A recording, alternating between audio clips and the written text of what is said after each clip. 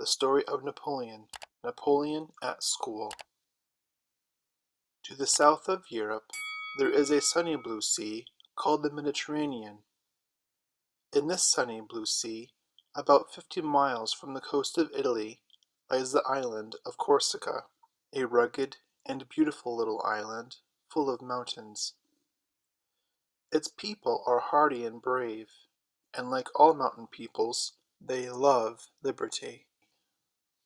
But for hundreds of years the island belonged to the Republic of Genoa. The people hated to be ruled by Genoa, and at last, under a leader called Paoli, they rebelled and fought for freedom, fought indeed so well that they nearly drove the Genoese out. Then the Genoese asked the French to help them, and at last, tired of the struggle, they sold the island to France. At that, the Corsicans were very angry. What right had the Genoese to sell them like cattle to a new master? They asked. So they went on fighting the French, as they had fought the Genoese. Among those who fought were Charles Marie Bonaparte and his brave wife Letizia. Bonaparte was an Italian, but for many years his family had lived in Corsica. He was a noble, but in Corsica there was little difference between nobles and shepherds. They were all poor and proud alike. Letizia was young and beautiful, yet she bore all the hardships of war bravely. She followed her husband even to the battlefield. She was often in danger from flying bullets, yet she feared nothing, and thought only of the safety of her husband and the freedom of her country. By mountain paths, steep and narrow, through trackless forests, called in Corsica macae, over streams where there were no bridges, Letizia followed her husband. She was only a girl, but she had the heart of a hero, and not until the struggle proved hopeless did she give in. For France was great and Corsica little, and brave though the people were, they were at last forced to yield. Their island became part of the French dominion, and their leader Paoli fled over the seas. And here, in this little isle, almost before the roar of battle had ceased, among a people full of sullen anger and bitterness against their conquerors, one blazing August day in 1769, a little son was born to Charles and Letizia Bonaparte. They gave him the name of Napoleon, a name which he was to make famous all the world over and for all time to come. Napoleon had several brothers and sisters, and their mother, having only one servant, had little time to look after the children. So she gave them a big, empty room in which to play. The walls and floor of this room were bare, and there was nothing in it except the children's toys. Here they were allowed to do as they liked. They scribbled and drew pictures on the walls, and played at all sorts of games. Napoleon always drew soldiers marching to battle, and he played with nothing but a drum and a wooden sword. He used to get up battles amongst the boys of the neighborhood. The wars would last for months at a time, during which there would be many fierce fights, surprises, and assaults. Napoleon was always leader, and made the others obey him.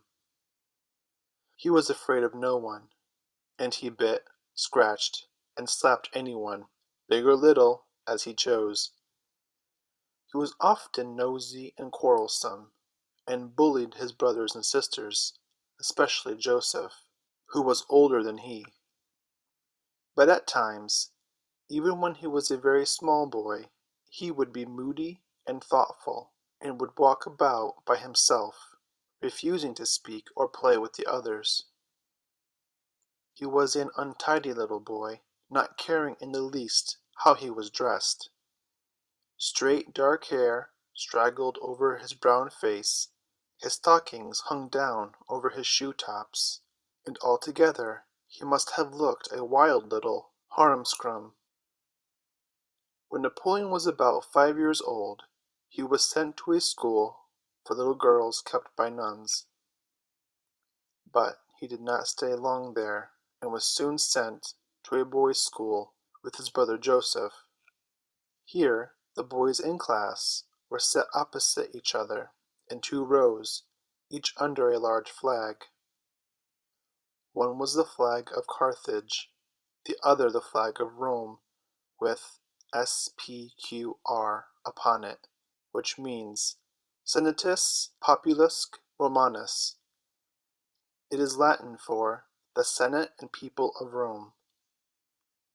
The boys were arranged like this so that each side might try to learn better than the other, and fight and conquer in lessons, as the Romans and the Carthaginians fought in war. As Napoleon was the younger of the 2 brothers, he was put on the side of Carthage, but he did not like that at all, for in history he knew the Romans had always been the conquerors, and he liked to be on the winning side. So Joseph, who did not mind so much, changed with Napoleon, and allowed him to be a Roman. Napoleon loved soldiers better than anything else, and he longed to be one. Every morning, before he went to school, he was given a piece of white bread. This he used to give to a soldier in exchange for a piece of coarse brown bread. His mother was not very pleased at this. "Why do you give away your good white bread for a piece of brown?" she asked him one day. "Because," replied Napoleon, "if I'm going to be a soldier, I must get used to eating soldiers' bread. Besides, I like it." As he loved soldiers so much, his father and mother decided that he should be one. And one December day, a little ship sailed away from Corsica, carrying Charles Bonaparte and his 2 sons, Joseph and Napoleon, over the sea to France. Napoleon was not yet 10, and Joseph scarcely a year older.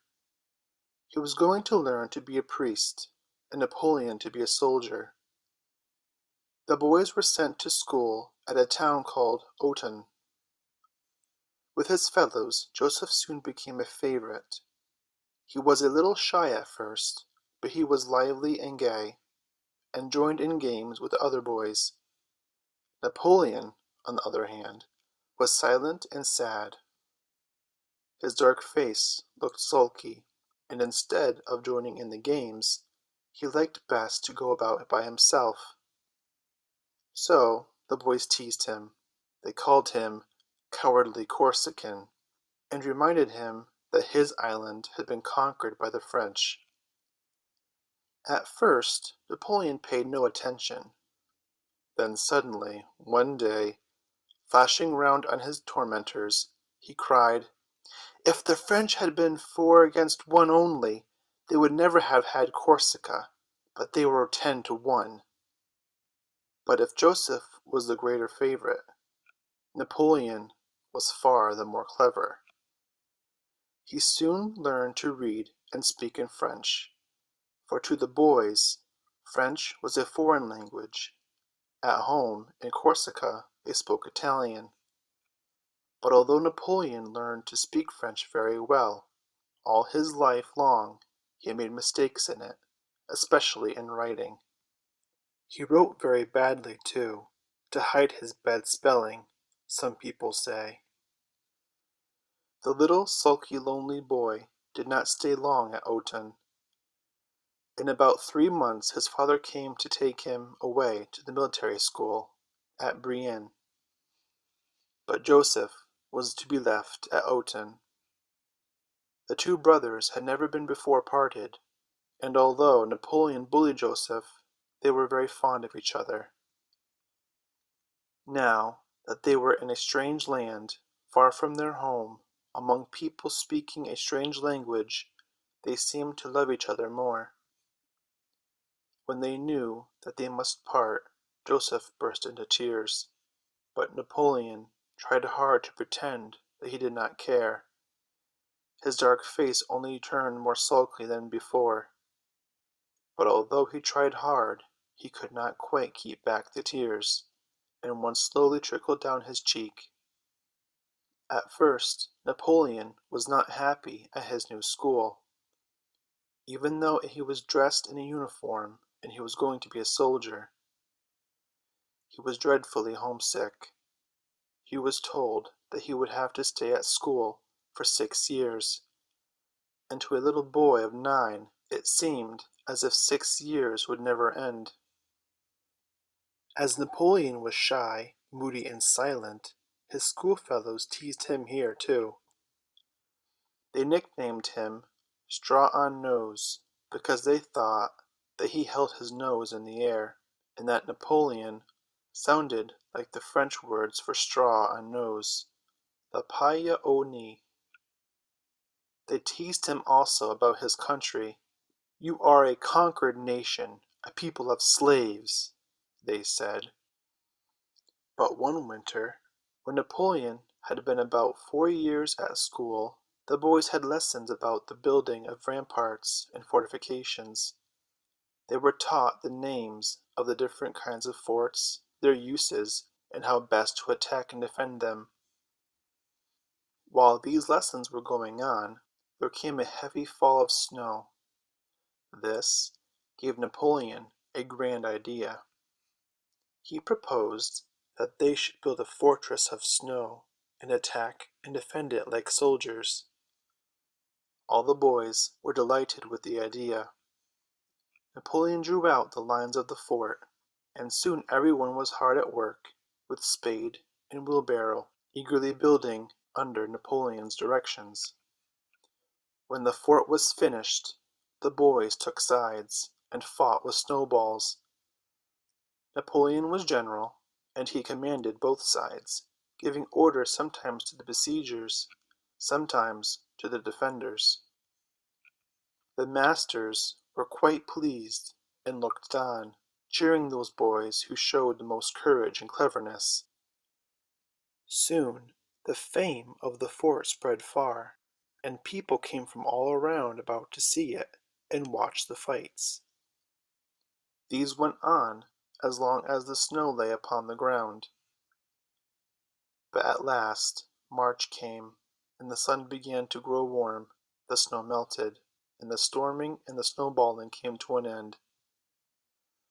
The masters were not sorry when this happened, as many of the boys had caught bad colds from playing so much in the snow.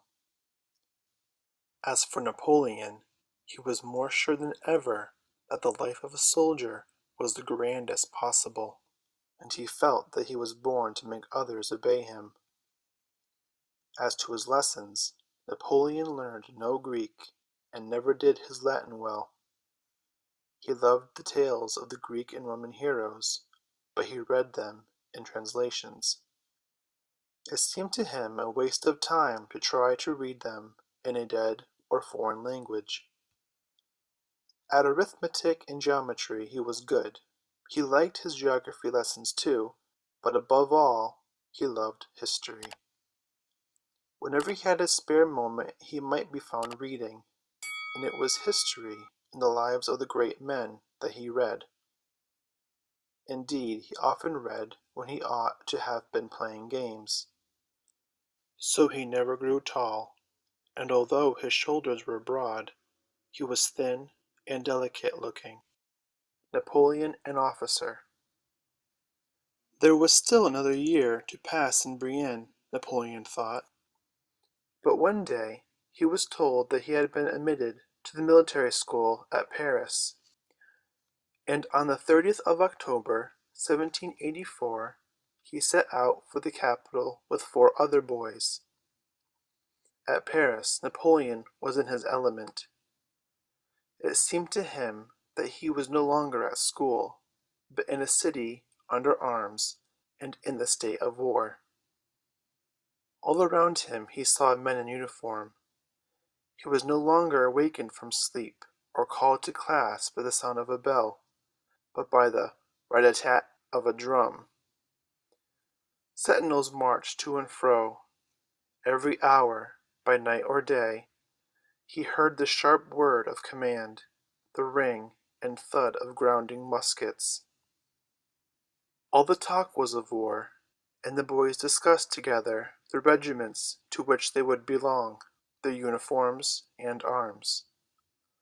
When Napoleon had been a year in Paris, he passed his examinations, and received his commission as second lieutenant in the artillery regiment of La Fère, one of the finest in the army, and on the 30th of October, 1785, he and another boy set out to join the regiment at Valence.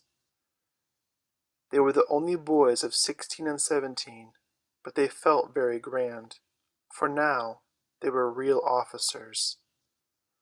They wore swords and belts and silver collar clasps, but to their great grief they were not yet allowed to wear the uniform of the regiment, but had to travel in their school uniforms. Still, it was a fine thing to wear a sword. So they climbed joyfully into the Lyons coach, and were soon whirling away southwards behind spanking horses. The La Fère regiment, being one of the best, was one of the most hard-working of the French artillery. The men got up early and worked hard at marching, drilling, and shooting. Napoleon was in a way still a pupil. He had to begin at the bottom, to serve first as a gunner, then as a corporal and sergeant, so that he might know his work in every detail. Then only was he considered fit to be an officer. Besides drilling and studying gunnery, he read everything he could about soldiers and about war. He learned, too, to draw maps and plans, and as he was one of the keenest, soon became one of the best of the officers of the regiment. But he did not spend all his time in work. He often went home on leave. He had his share, too, in all the fun and jokes of which his companions were fond. He took part in dinners, balls, and parties. Indeed, since he had become an officer, Napoleon was no longer the moody boy he had been, although at times he might have fits of passion. But meanwhile, as the days and months went on, great changes were taking place in France. At this time, the position of king and the people in France was very different from what it was in Britain. The people of Britain, through long years of struggle, had gained freedom. There, they lived under what is called a limited monarchy.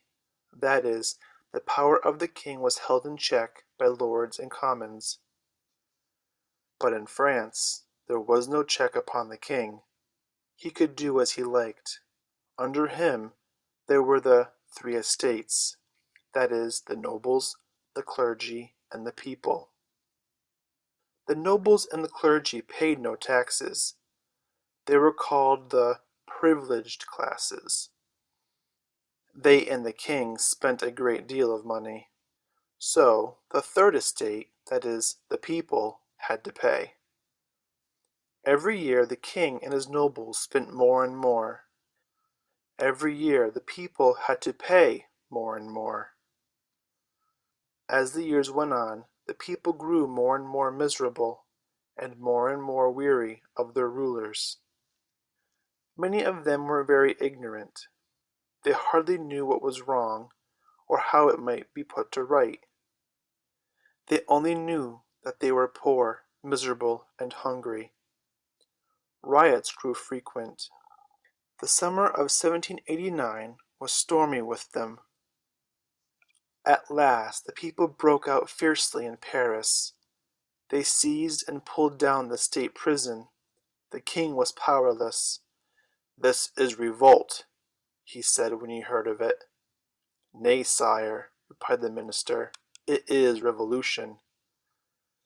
Soon All over France revolution was blazing. The king was driven from the throne. Everything was turned topsy-turvy, and men knew not whom to follow. But Napoleon was no Frenchman. He was a Corsican. The troubles of France did not touch him, except that he thought perhaps out of them good might come to his dear island. And so in this time of wild unrest he asked for leave and went home. For the next 4 years Napoleon divided his time between France and Corsica. Corsica, like France, was in a state of turmoil and anarchy. Paoli, the great Corsican hero, had returned from exile, and was everywhere greeted with cheers. When a boy, Napoleon had loved and honored Paoli, but soon these two, the grey old hero, whose work was done, and the brown-faced lad, whose work was only beginning, quarrelled. The story of these quarrels is hard to follow, but at last Napoleon, who had been a great patriot, took side of France. Then he and all his family were forced to flee from Corsica in secret, and after many adventures they arrived safely in Marseille. There Napoleon left his mother and sisters in great poverty, and went to join his regiment, which is now at Nice. From henceforth he was a Frenchman. When the French rebelled against their king, many of the princes and rulers of their countries of Europe joined together and threatened to make war against France, unless the French people placed Louis upon the throne again. At first, Britain did not openly join with the others, but in January 1793 the French put their king to death, and a few weeks after Britain joined the Allies. Even some of the French themselves joined them, so that France had to fight a civil war as well as one against foreign enemies. Among the French who helped the Allies, and who were helped by them, were the people of Toulon. An army of the Allies took possession of the fortress, and a squadron of British ships lay in the harbor, while the French Revolutionary Army besieged the town. Napoleon now joined his army as commander of artillery, and it is from this siege of Toulon that his fame as a soldier dates. It is said by some, indeed, that the taking of the town was almost entirely due to him, but others think that his part in it was really very small. However that may be, when Napoleon arrived at Toulon, the army was badly officered, and there was hardly any artillery at all. He at once set eagerly to work, and in a few days he had 40 cannon and everything needed for the building of new forts.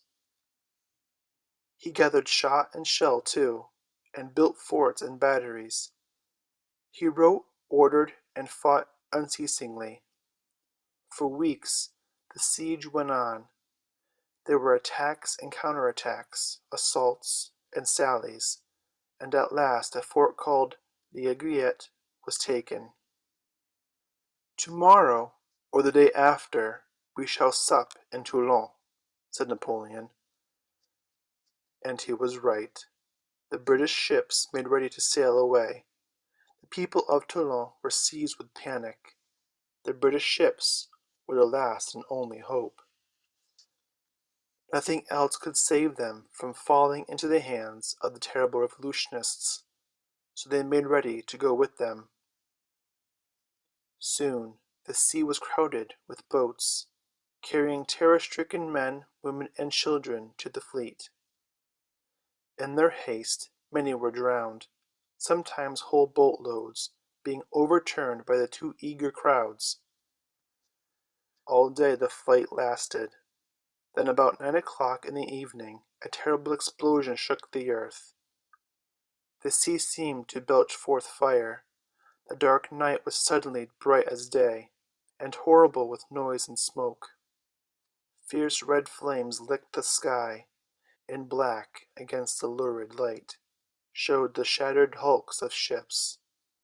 It was the British commander, who before leaving had set fire to a great part of the arsenal and blown up about a dozen French ships of war. The siege was over, and next day the victorious troops marched into the now almost silent and deserted town. Napoleon by this time had many good friends among the men who were ruling France, and it seemed as if his fortune was made. But these were very wild and uncertain times. His friends fell into disgrace. Napoleon himself was put into prison for a short time, and at last we find him once more, poor and lonely, wandering the streets of Paris, with nothing to do. But it was now, when he seemed forgotten and cast aside, that his great chance came to him. France, besides having to fight outside enemies, was full of unrest and discontent within its borders. The people were tired of the Convention, as the government was now called, and wished to overthrow its power. At last the citizens of Paris took arms, and resolved to attack the palace of Tuileries. The members of the Convention then gathered to a consult. They knew their danger was great. They must do something quickly if they were not to be overthrown. But who was to lead their soldiers? Suddenly one of their number, called Barras, rose. "I know the man whom you want," he said. "He is a little Corsican officer who will not stand on ceremony." So Napoleon was sent for. It was by this time late at night. But Napoleon began to work at once, and by 6 o'clock the next morning every street leading to the Tuileries was guarded with cannon. The rioters had no cannon, but they were well armed with muskets, and 30,000 of them came crowding along the narrow streets to besiege the palace. For many hours the two forces stood facing each other, neither exchanging a shot. But at last, about 4:30, someone fired.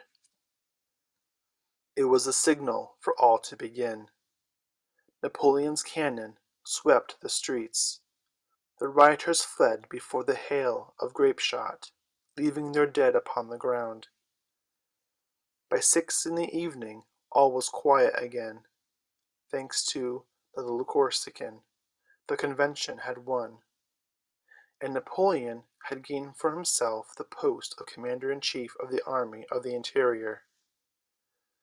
One day very soon after this a boy of about 12 asked to see Napoleon. The boy's name was Eugen Beauharnais, and with tears in his eyes he told Napoleon that his father had been a soldier.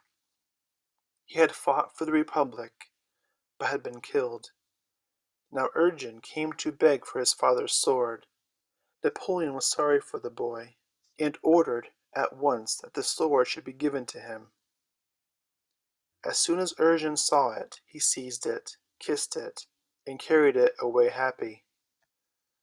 The next day Eugen's mother, who was a very beautiful lady, came to thank Napoleon for having been so kind to her boy. Soon Napoleon began to love this beautiful lady, although she was many years older than he. She loved him too, and in a short time they were married. So in a few months, from being almost penniless to unknown, Napoleon had become famous and well off, and he had married a fine lady, who was able to make friends for him among the rulers of the land.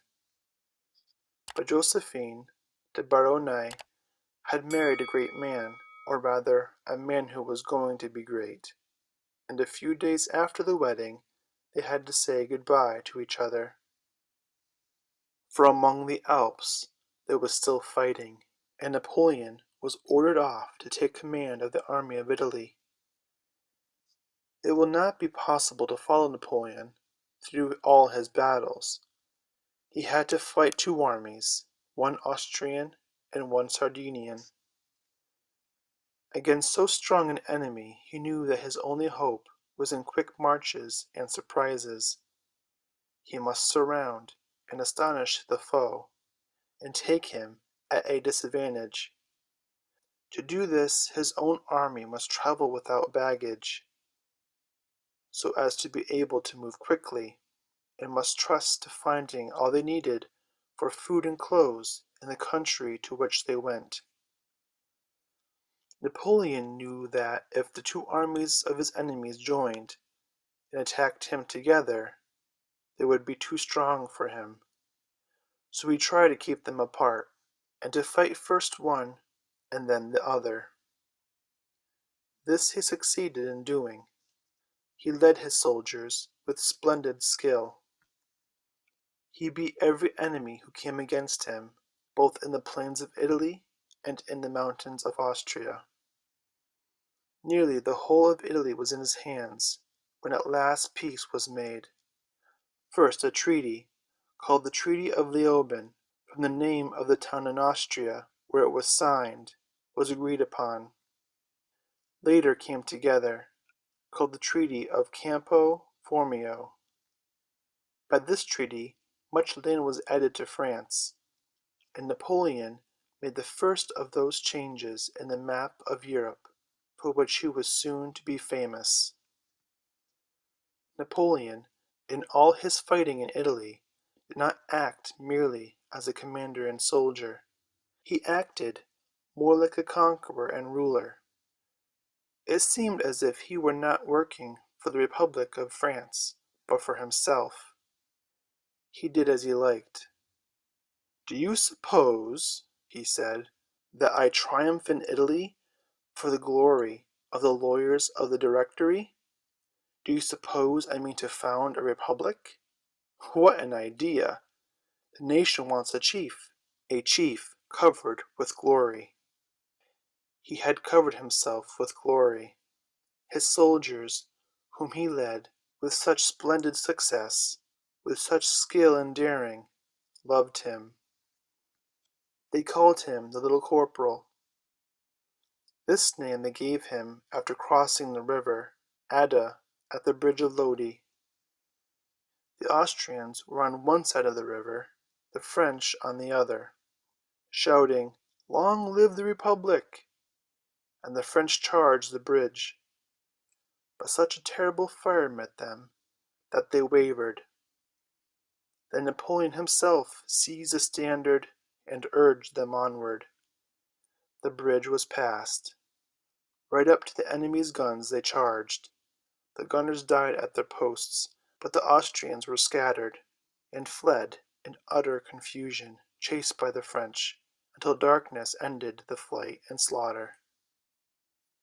Napoleon himself called it the terrible passage of Lodi, and it was after this battle that the French delighted in their clever leader, and called him the Little Corporal, which for many a day was his name among his soldiers. Napoleon in Egypt. After the Treaty of Campo Formio was quite settled, Napoleon said good-bye to his army, and set out for Paris. When he arrived, the people greeted him eagerly, and thronged to see him.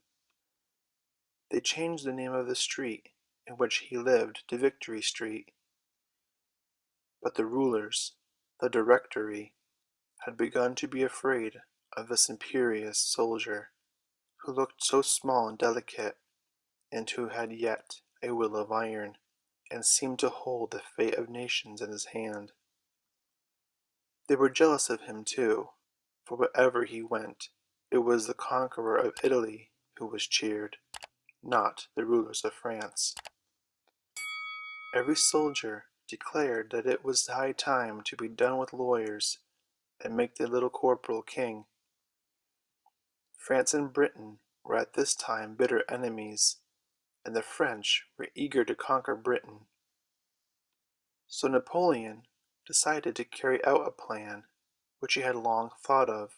That was to conquer Egypt, to found a colony there, and thus in some way injure Britain's trade with India and the East.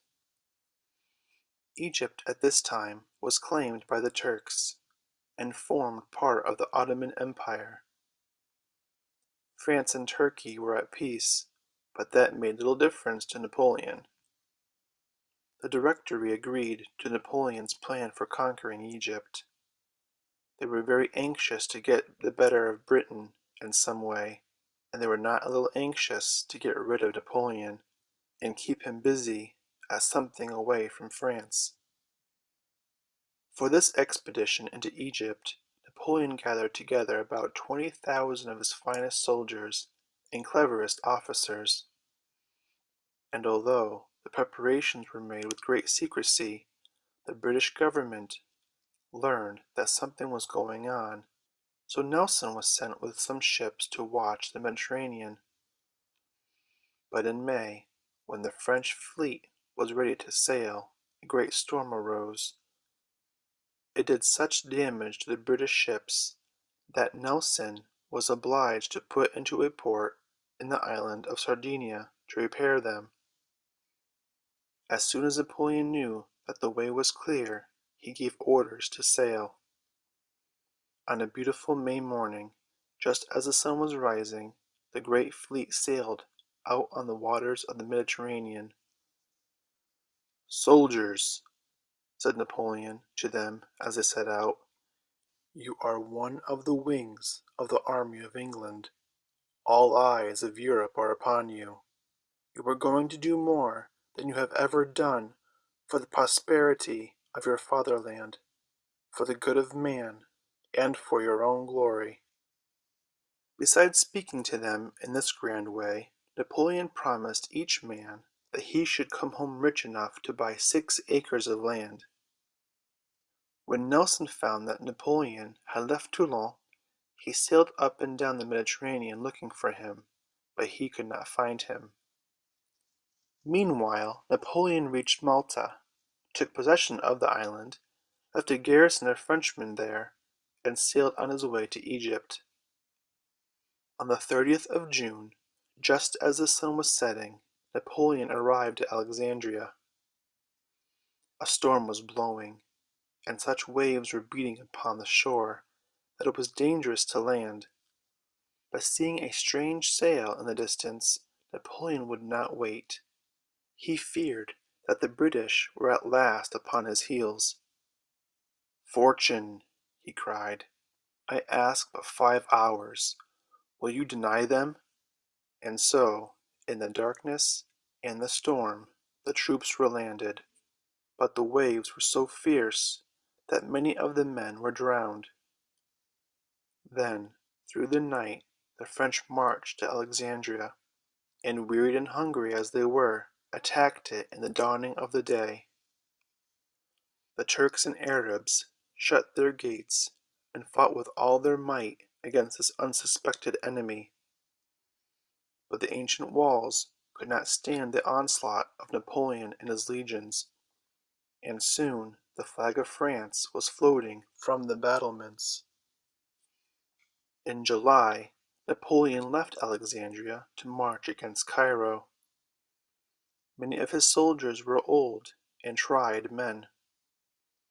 They had endured the heat of Italy cheerfully, for there, although the sun was hot, they had marched through fertile lands, well watered and pleasant.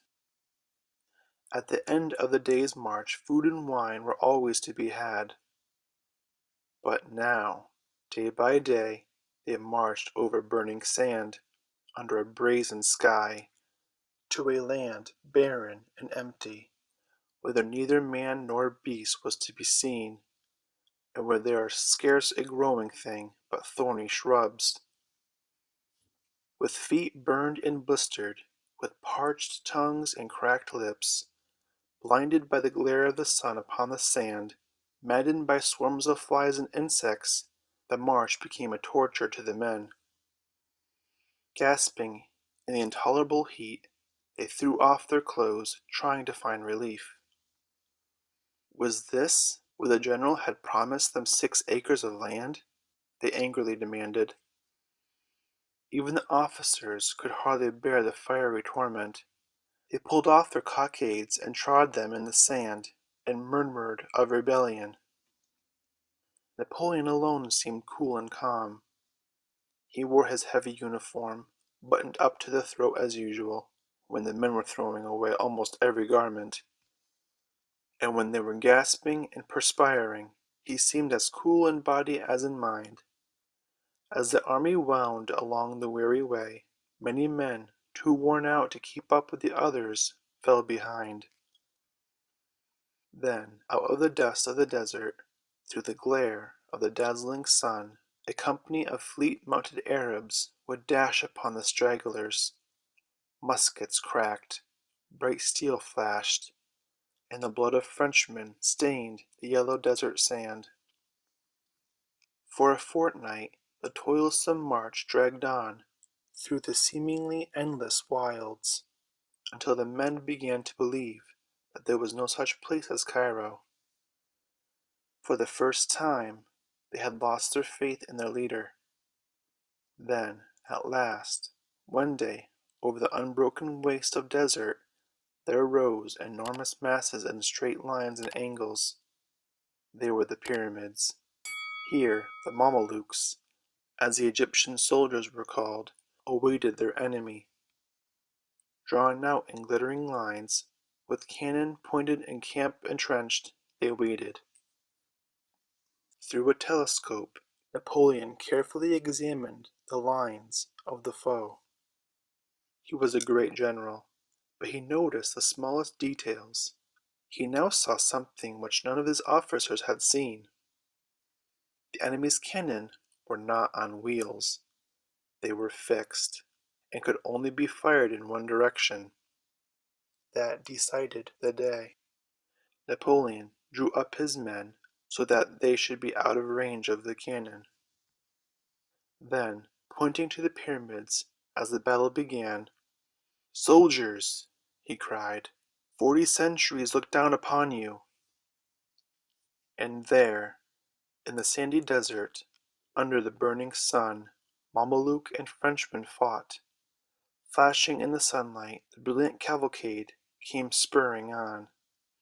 Again and again it broke against a solid wall of glittering bayonets. The fight was fearful. When the Mamelukes could no longer shoot, they dashed their pistols in the faces of their enemies. When wounded, they crawled on the sand, hewing, hacking, and stabbing all that they could reach. But at last, scattered and thinned by the fearful charge of the French, the Mamelukes fled. Many threw themselves into the Nile in the panic of flight. Many were cut down by the pursuing French. Those who escaped carried to all parts of Egypt the fame and terror of Sultan Kebir, the King of Fire, as they called Napoleon. 4 days after the Battle of the Pyramids, Napoleon entered Cairo, and here for some months he made his headquarters, ruling and commanding, fighting and punishing, making new laws for Egypt, much as a few months before he had done in Italy. But meanwhile, Napoleon's conquests in Egypt had been made useless, for the French fleet had been destroyed. Soon after the French soldiers had been landed, Nelson at last found the enemy he had been seeking so long, although Napoleon had escaped him. When the French and British fleets met, the Battle of the Nile was fought, in which the French were utterly defeated. Of that battle you will read in the life of Nelson. When the news of the battle was brought to Napoleon, he was filled with grief. Not only had the British, whom he had hoped to crush, been victorious once more, but by that victory he and his soldiers were cut off from France. Then the Turks, no longer having the French fleet to fear, declared war against France, and made ready an army to attack Napoleon in Egypt. This army was expected to land in Syria, and Napoleon decided to meet him there. So once more the weary tramp through the burning desert began. Fighting and taking towns on the way, the army at length reached Acre. This time a cruel ruler called Jassar Pasha the butcher, lived there. Napoleon sent a message to this chief, hoping to win him to his side, but the butcher cut off the messenger's head and threw his body into the sea in a sack. So Napoleon began to besiege Acre, but now he had more than Turks against him, for Sir Sidney Smith, a British captain, was anchored in the bay with 2 British ships, and he helped the Turks with men and guns. For 2 months the siege went on. Napoleon had no battering guns with which to break down the walls, for Sir Sidney Smith had seized his ships as they were coming from Alexandria with them. So he could make little impression. Then the plague broke out among his men, and at last, sorely against his will, Napoleon was forced to give up the siege and march back. In the darkness and silence of a May night, the French army crept away. Thus ended Napoleon's dreams of power in the East. He had been beaten by the one enemy who was always to beat him, the British. For had no British ships been in the Bay of Acre, the town might have fallen. Had St. John d'Acre fallen, I would have changed the face of the world, said Napoleon. The retreat from Acre was one long agony. The sun blazed down upon the weary and now disheartened soldiers, many of whom were wounded and ill. Those who were too ill to walk were borne in litters, but sometimes the men, tired of carrying their wounded comrades, and themselves scarcely able to drag along, would throw them down and leave them to die by the wayside or fall into the hands of the terrible Turks. Sometimes the thirsting troops would see in the distance a cool oasis with waving palm trees and pools of sparkling water. Eagerly they would press forward, only to find a few moments later that what they had seen was a mirage, a deceitful picture of the desert. Sometimes, when they did not find water, it was so foul or salt that their thirst was made worse rather than better. And all the way they were beset by pursuing Turks and wild desert Arabs, so that many more died on the march than in the battle. But at last the miseries were ended, and the worn-out army reached Cairo again.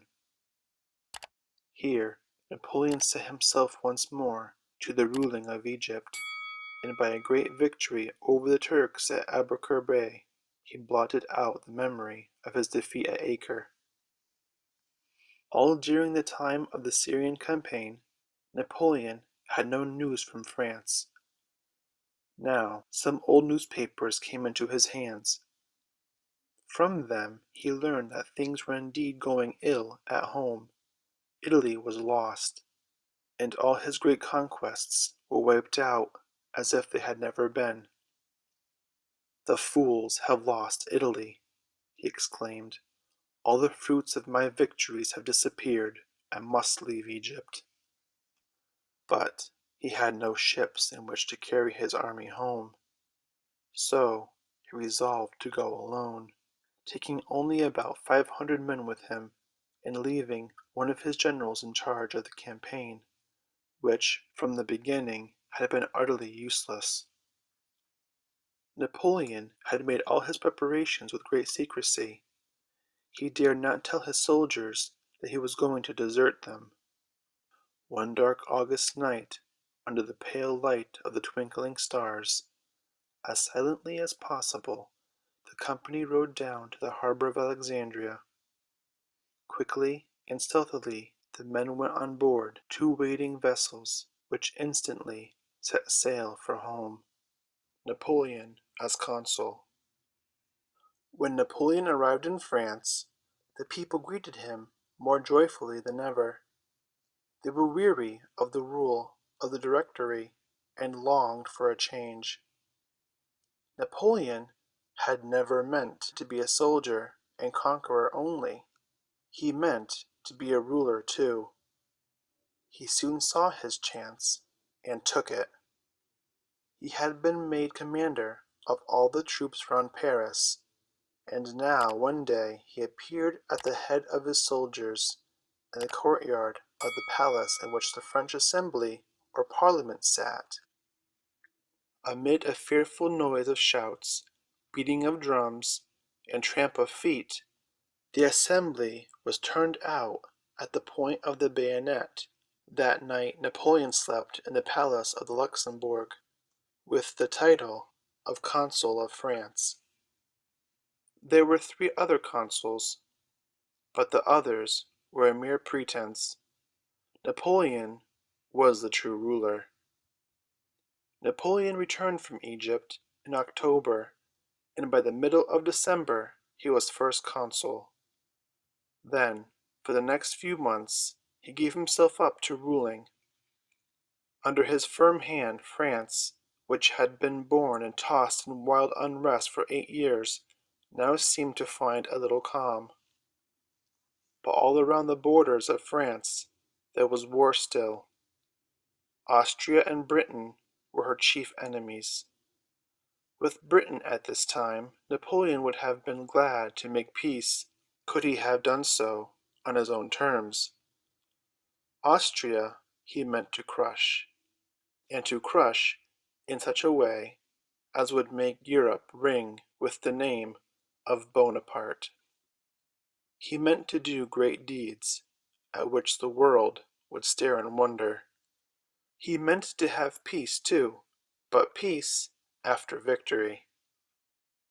The army of Italy was still fighting under a brave general called Massena, but now he was shut up in Genoa, a British fleet bombarding him from the sea, and an Austrian army surrounding him on land.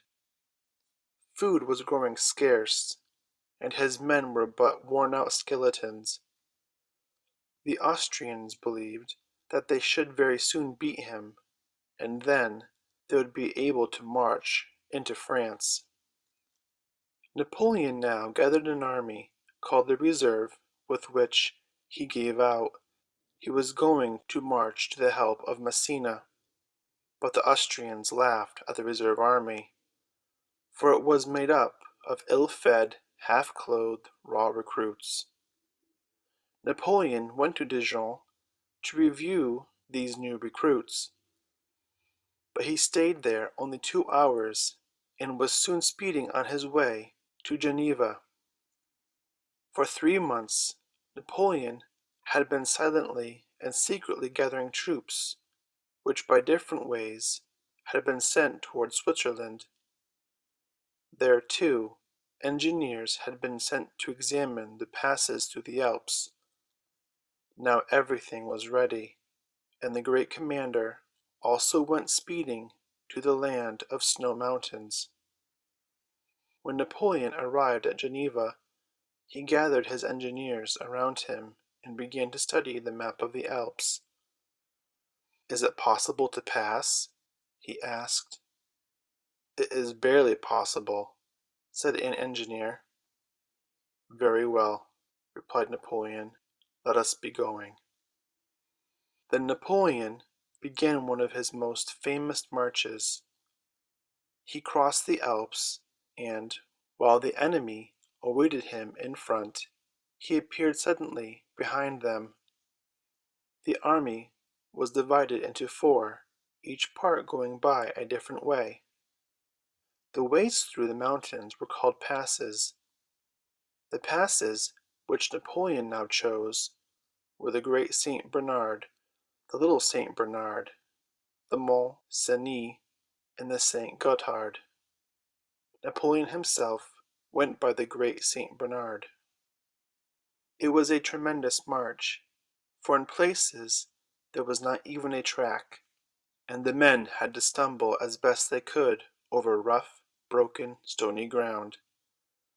Up in tip they struggled, for a pass is only comparatively low, that is, low when compared with the huge mountains near.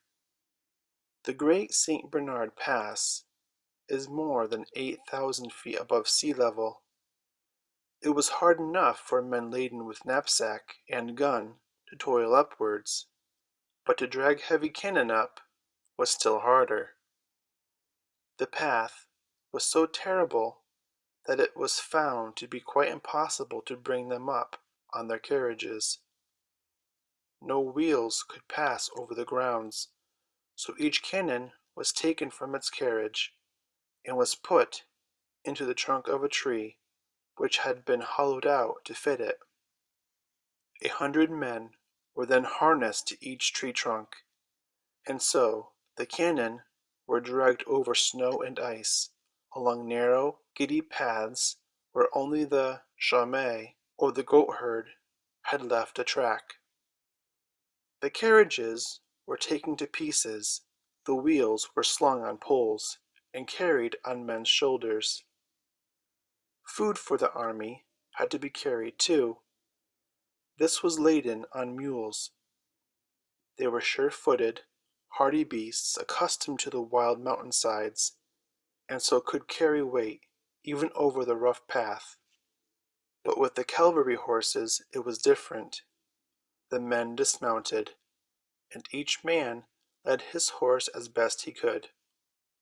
Thus for 5 days an endless stream of men and horses passed among the silent hills, churning the white snow into a brown morass, filling the still air with the hum of voices and the clank and gangle of steel, awakening the echoes with the sound of drum and trumpet.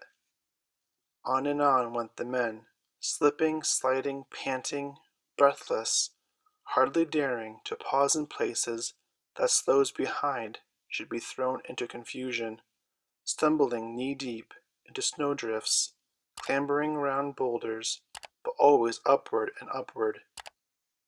At last they reached the summit of the pass. Here is the Hospice of St. Bernard, founded by St. Bernard de Menthon nearly 1,000 years ago, and here, all the year round, lived the good monks of St. Bernard, ever ready to aid travelers. When the wearied soldiers reached the top of the pass, the good monks gave them a meal of bread and wine and cheese, and then the long descent began. For the horses and mules this was almost more difficult than the ascent, but sliding and stumbling, they at last got over the worst of the road with no serious accident. But a new difficulty now arose. Fort Bard had to be passed.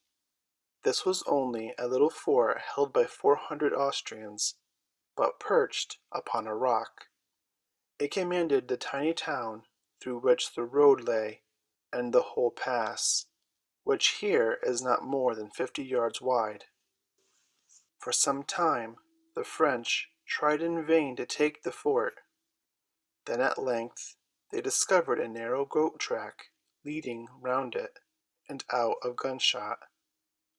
By this, one by one, the infantry passed, but it was impossible to take the artillery that way. So, in the dead of night, the artillerymen entered the village.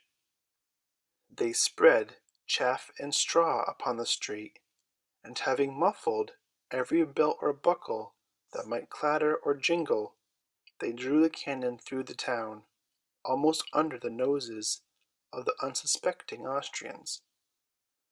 Then, the last difficulty being passed, the French poured like an avalanche down upon the plain of Italy. The news of Napoleon's wonderful march soon reached the famished garrison of Genoa, and the thought that help was near renewed their sinking courage.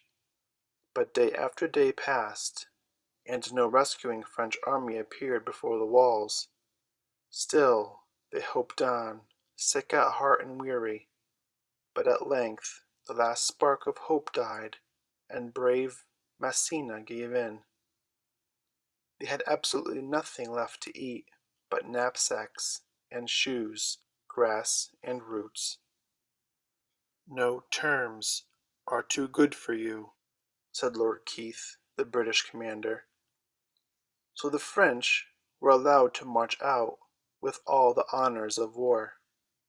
Meanwhile, Napoleon was passing through Italy in a kind of triumph. It did not suit his plans to relieve Genoa, so he left the garrison to starve, while he prepared for a great battle in which all was to be won or lost. And so, at last, French and Austrian met again upon the field of Marengo, a little village not far from the town of Alessandria.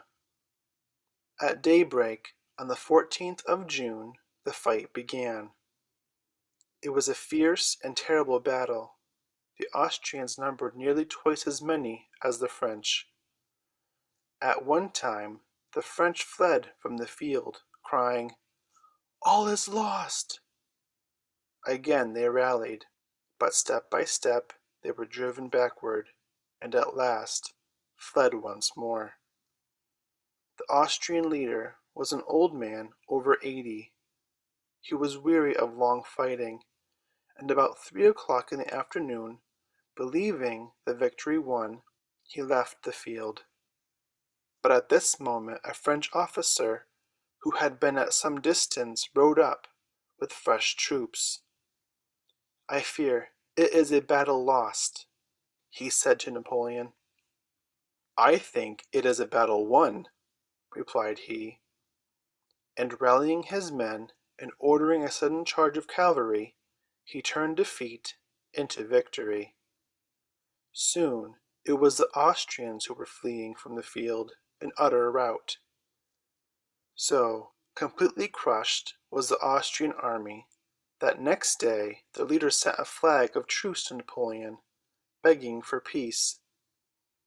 And by the treaty which followed all northern Italy was given up, almost as it had been at the treaty of Campo Formio. Thus at one blow was Italy reconquered. Having thus startled the world and covered his name with glory, Napoleon returned to Paris. He had been gone less than 2 months. All along the way people crowded to cheer him as he passed. In Paris the houses were lit up night after night in his honor. For hours together crowds would stand round his palace hoping to catch a glimpse of the conqueror of the Alps, of the victor of Marengo. Napoleon was delighted with all the fame he had won.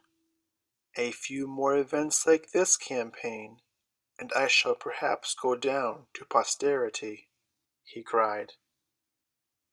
Napoleon as Emperor. France now made peace with all Europe, and for the first few years Napoleon ruled France quietly. These few years are really the best part of all his life. In them he did many good things for his country, and these lasted when all his great conquests faded, and his vast empire crumbled into pieces. Gradually his power grew greater and greater. From being consul for 10 years, he was made consul for life. Then he was asked to take the title of emperor, and on the 18th of May, 1804, he was proclaimed Emperor of the French. The Little Corporal had come far. He who a few years before had wandered almost penniless among the streets of Paris was now the greatest man in all the land. He seemed to have reached the very highest power that man could hope for, and he was not yet 35 years old. But although Napoleon had been proclaimed emperor and accepted by the people of France, he had not yet been crowned. Now he felt that to be crowned and anointed by the Pope would make his throne more sure. So he sent a friend to Rome to ask the Pope to come to crown him. Pope Pius VII did not want to crown Napoleon and acknowledge him as a rightful ruler of France, but he saw that nearly all the other rulers of Europe had acknowledged him, and he thought it better to do so too, as perhaps he might in that way win something good for the Church. So he consented to come to Paris to crown the emperor.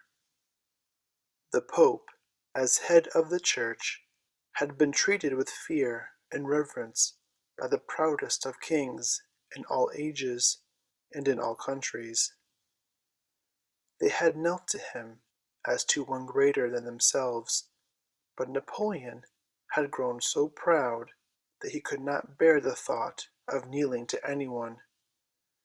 So, although he very well knew the hour at which the Pope might be expected to arrive, he arranged to meet him, as if by accident, while out hunting. As the Pope's coach drove along the road leading to the palace of Fontainebleau, which had been prepared for him, he met the emperor booted and spurred, and riding upon a horse. The emperor got off his horse, and the Pope, in his beautiful robes and white silk shoes, left his coach and walked a few steps along the muddy road to greet him. The young emperor and the old Pope embraced each other. Then the servants, having received their orders before, drove the coach up between them. The footman opened both doors at once, and as the Pope stepped in at one side, the emperor stepped in at the other, so neither went in before the other. But Napoleon took care that he had the seat of honor on the right side. Thus Pope and emperor drove to Fontainebleau. There were a great many preparations for the coronation to be made, for Napoleon meant it to be a very fine affair. But at last everything was ready, and on the 2nd of December the coronation took place. The day was cold and bleak, but the streets of Paris were lined with people eager to see the emperor and empress as they drove in their gilded carriage to the church of Notre Dame.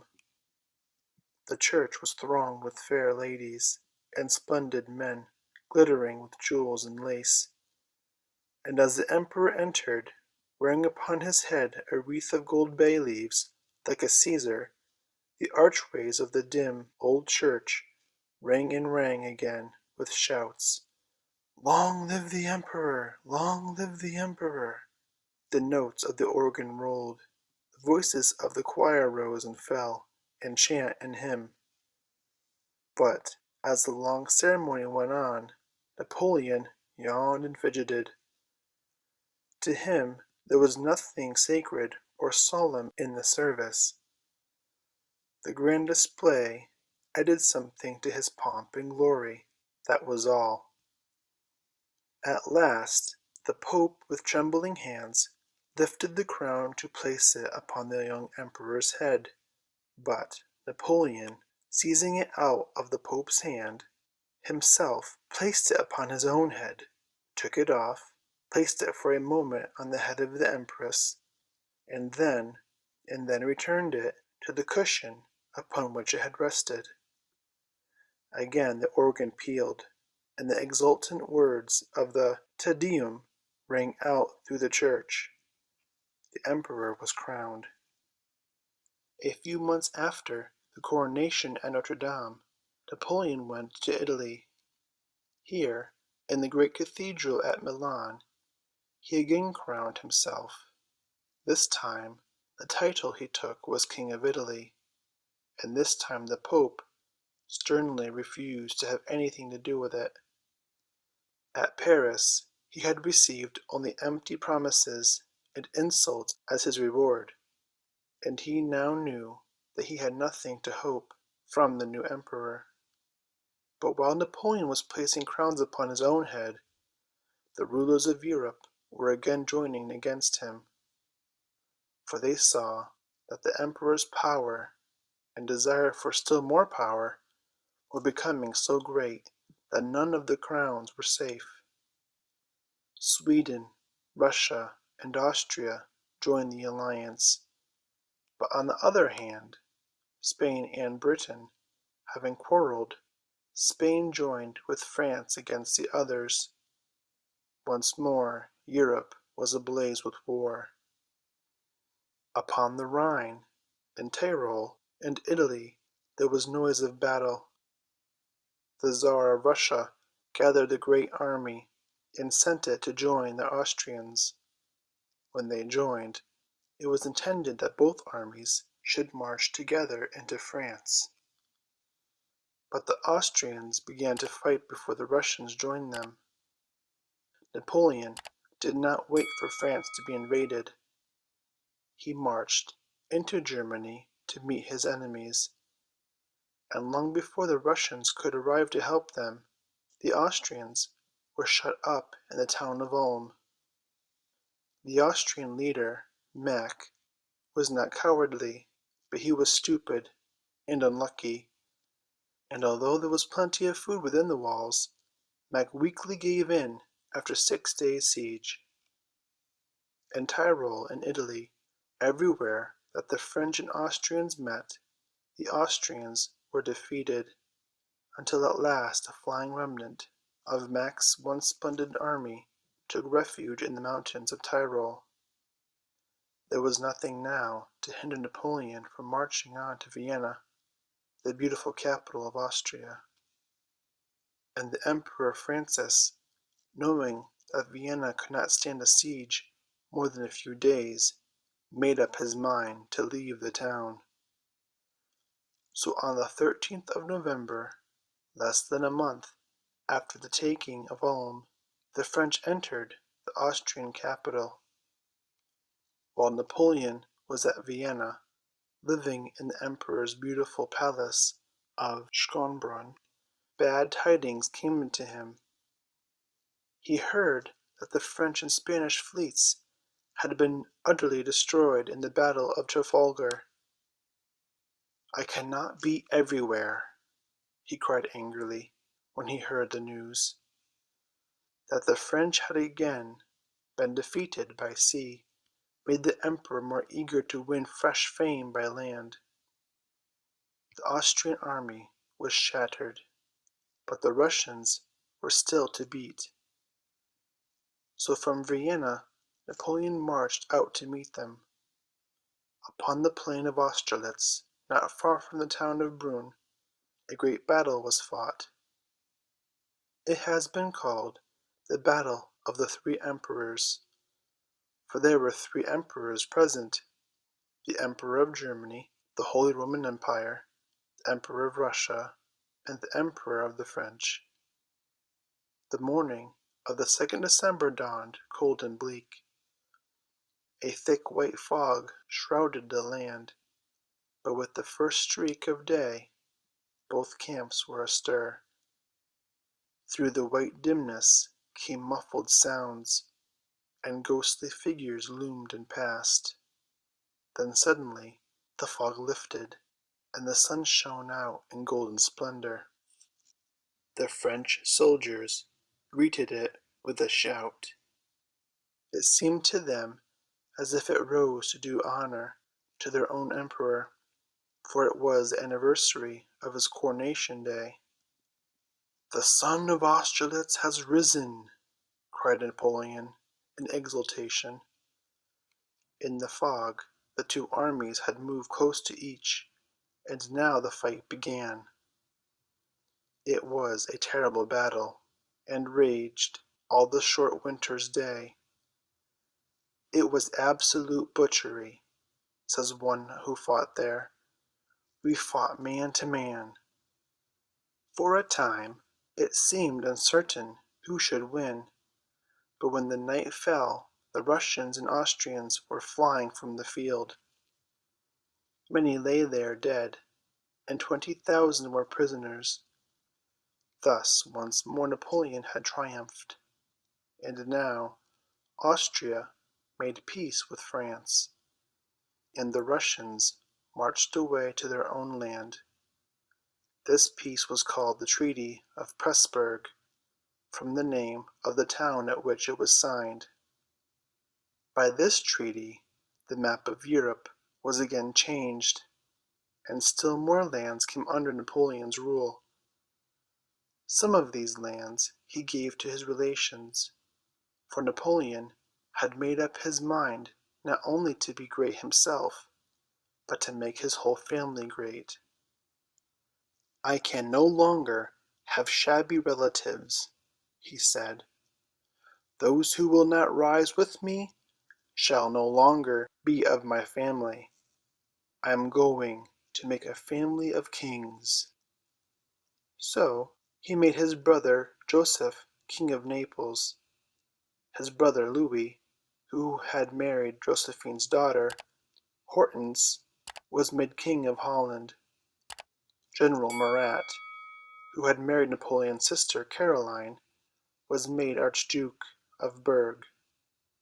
He made Eugene Beauharnais marry the daughter of the King of Bavaria, and a little later he made his brother Jerome marry the daughter of the King of Württemberg. In every way Napoleon tried to make his family great, and so surround himself with splendor. Napoleon and Prussia. All this time Prussia, the greatest of the German states, had held aloof. The king was very unwilling to plunge his people into war, so he tried to be neutral and keep the peace. Prussia had a large and, it was thought, a well-drilled army, and as long as Napoleon had the Russians and the Austrians to fight, he was not sorry, perhaps, that Prussia should keep peace. He even tried to bribe the king not to fight by offering to give him the electorate of Hanover. The electorate of Hanover was of course not his to give. It belonged to the King of Britain. But now, having got rid of the Russians and the Austrians, Napoleon was very insulting to the King of Prussia. Whether he really meant to insult him, and so drive him to war, or whether he was only bent on having his own way, without caring how he hurt others, does not matter. A new war, this time between France and Prussia, soon began. Britain, Russia, and Austria would all have helped Prussia, but King Frederick William, after having held back for so long, now rushed into war, before his own plans or those of his allies were ready. Although Prussia had a great army, many of the officers were old, and the country had been so long at peace that they had forgotten the best ways of fighting. Napoleon, on the other hand, was always fighting, always watchful, always ready. So just as he had quickly marched against the Austrians, before the Russians had time to come help them, now he marched against the Prussians. It was near Jena that the great battle of the campaign was fought. Like the dawn of Austerlitz, the dawn of Jena was shrouded in mist. Not until 10 o'clock did the thick clouds roll away, and the warm October sun shine out. Then, and not till then, did the Prussian leader see that he had to fight, not a small part of the French army, as he had thought, but more than 83,000 men, under the great Emperor himself. He himself had scarcely more than half that number. Once more the battle raged, and once more it ended in a great victory for Napoleon, and the Prussians were scattered in fearful rout. On the same day, and at the same time, another battle was fought. This was at Auerstedt, about 15 miles away. It was fought by the other half of the Prussian army, against the French, under General Davoust. King Frederick William was with his army, and at Auerstedt the Prussians far outnumbered the French, But still the result was the same, and the French won the day. The fleeing remnants of both armies met and mingled and fled to the nearest fortress for safety. Thus in one day the great army of Prussia was crushed. Masses of French soldiers now poured into Prussia, and the Prussian fortresses fell one after the other into their hands. Whether the garrisons were overcome with fear at Napoleon's great name, or whether some of them betrayed their country, for one reason or another, the fortresses made little resistance, but gave in quickly, and the conqueror marched in great triumph to Berlin. Crushed and dispirited, the King of Prussia tried to make peace. But Napoleon asked too much. His terms were too hard. He demanded the whole of Prussia, as far as the Vistula.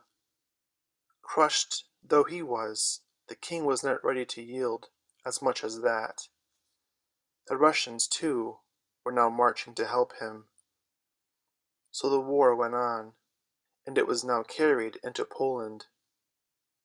The march through Poland was terrible. As a general rule, it had been the custom to stop fighting during winter and begin again in the spring. But Napoleon bound himself by no such rules.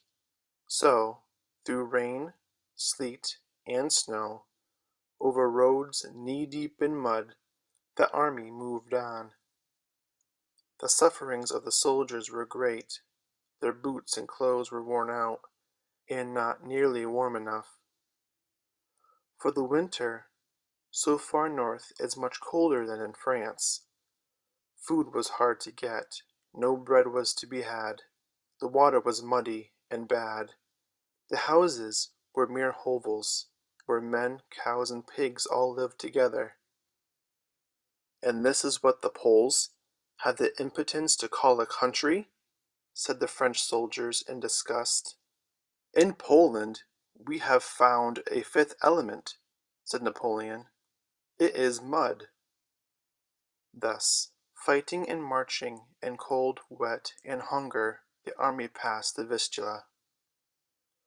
Now at last, seeing that his men were utterly worn out, Napoleon consented to rest.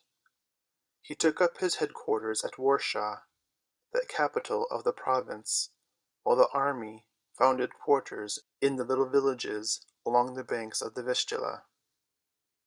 Napoleon's weary soldiers were, however, only allowed about a month's rest, for the Russians, more used to the bitter cold than the French, began to make ready for battle as soon as the swamps and marshes, hardened by the frost, made it once more possible for horses and cannon to pass. At a little place called Prussia, not far from Königsberg, a terrible battle took place. The day was dark and lowering. Heavy clouds covered the gray sky. A bitter wind drove the frozen snow, stinging the faces of the hungry, ill-fed men who had night before had supped on nothing but potatoes.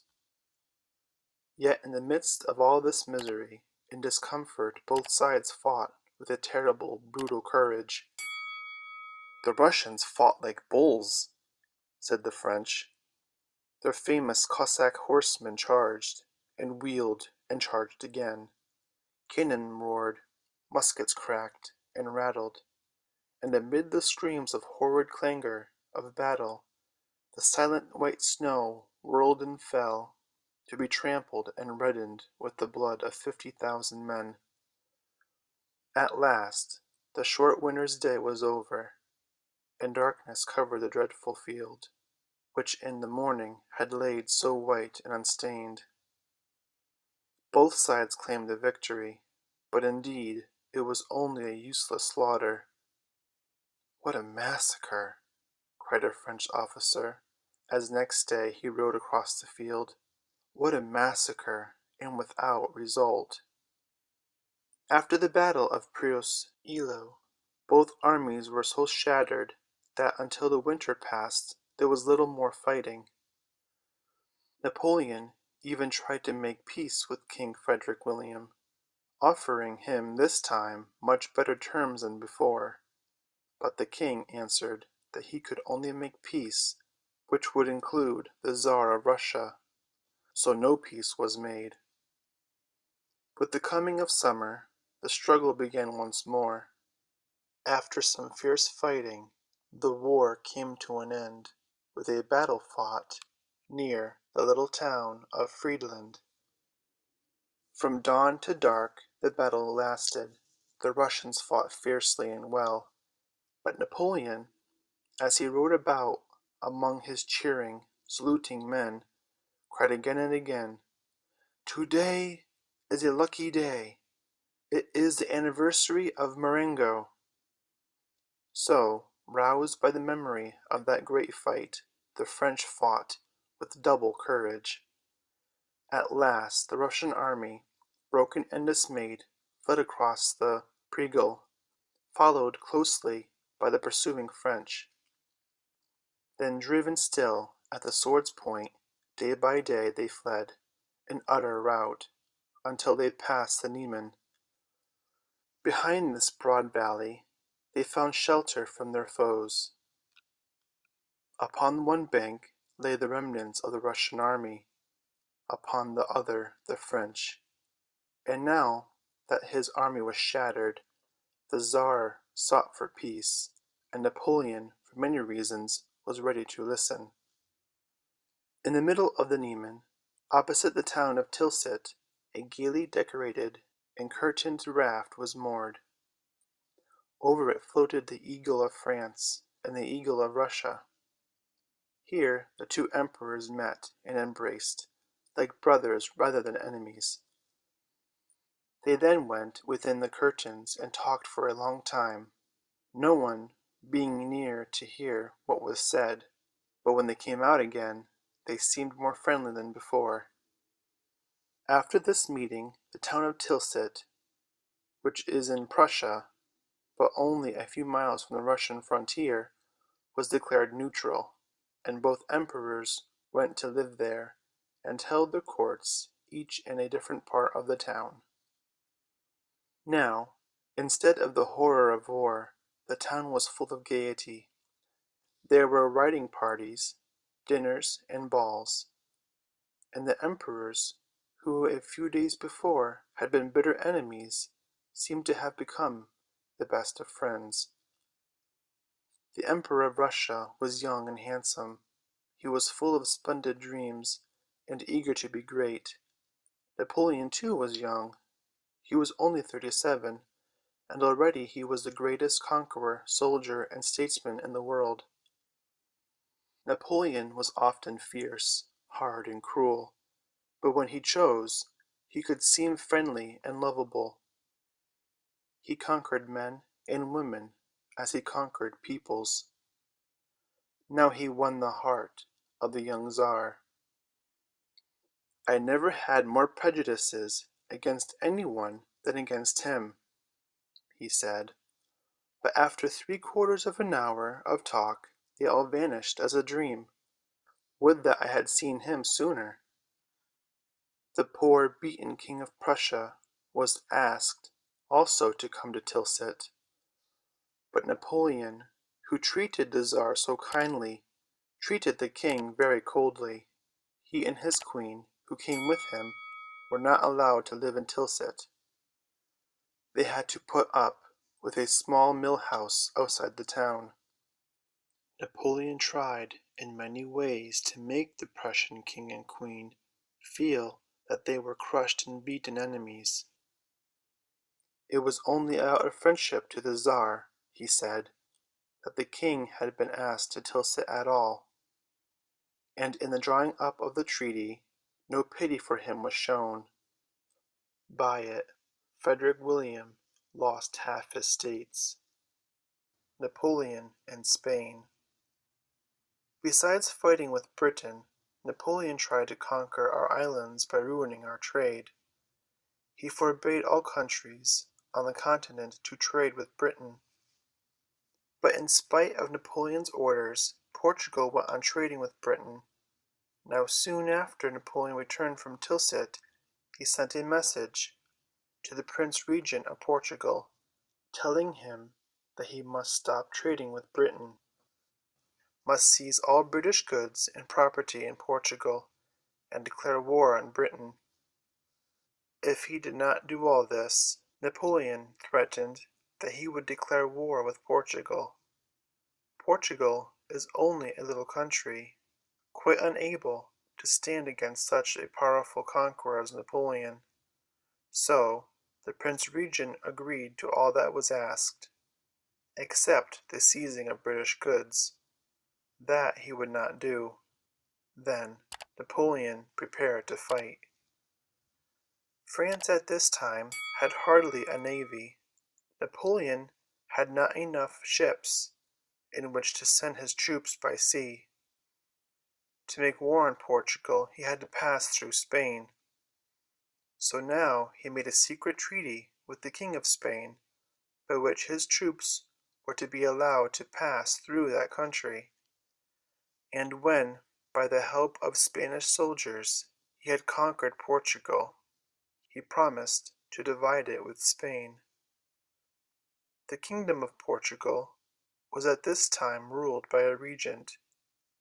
The Queen, Maria I, was mad, and her son, Prince John, ruled for her. Now, when the regent heard that Napoleon was gathering an army to fight him, he made up his mind to leave the war to Britain, and take his poor, mad mother away to Brazil, which was then a Portuguese colony. So, one wet and cold November morning, the Queen and Prince and many of the nobles set sail, leaving a sad and mourning people behind.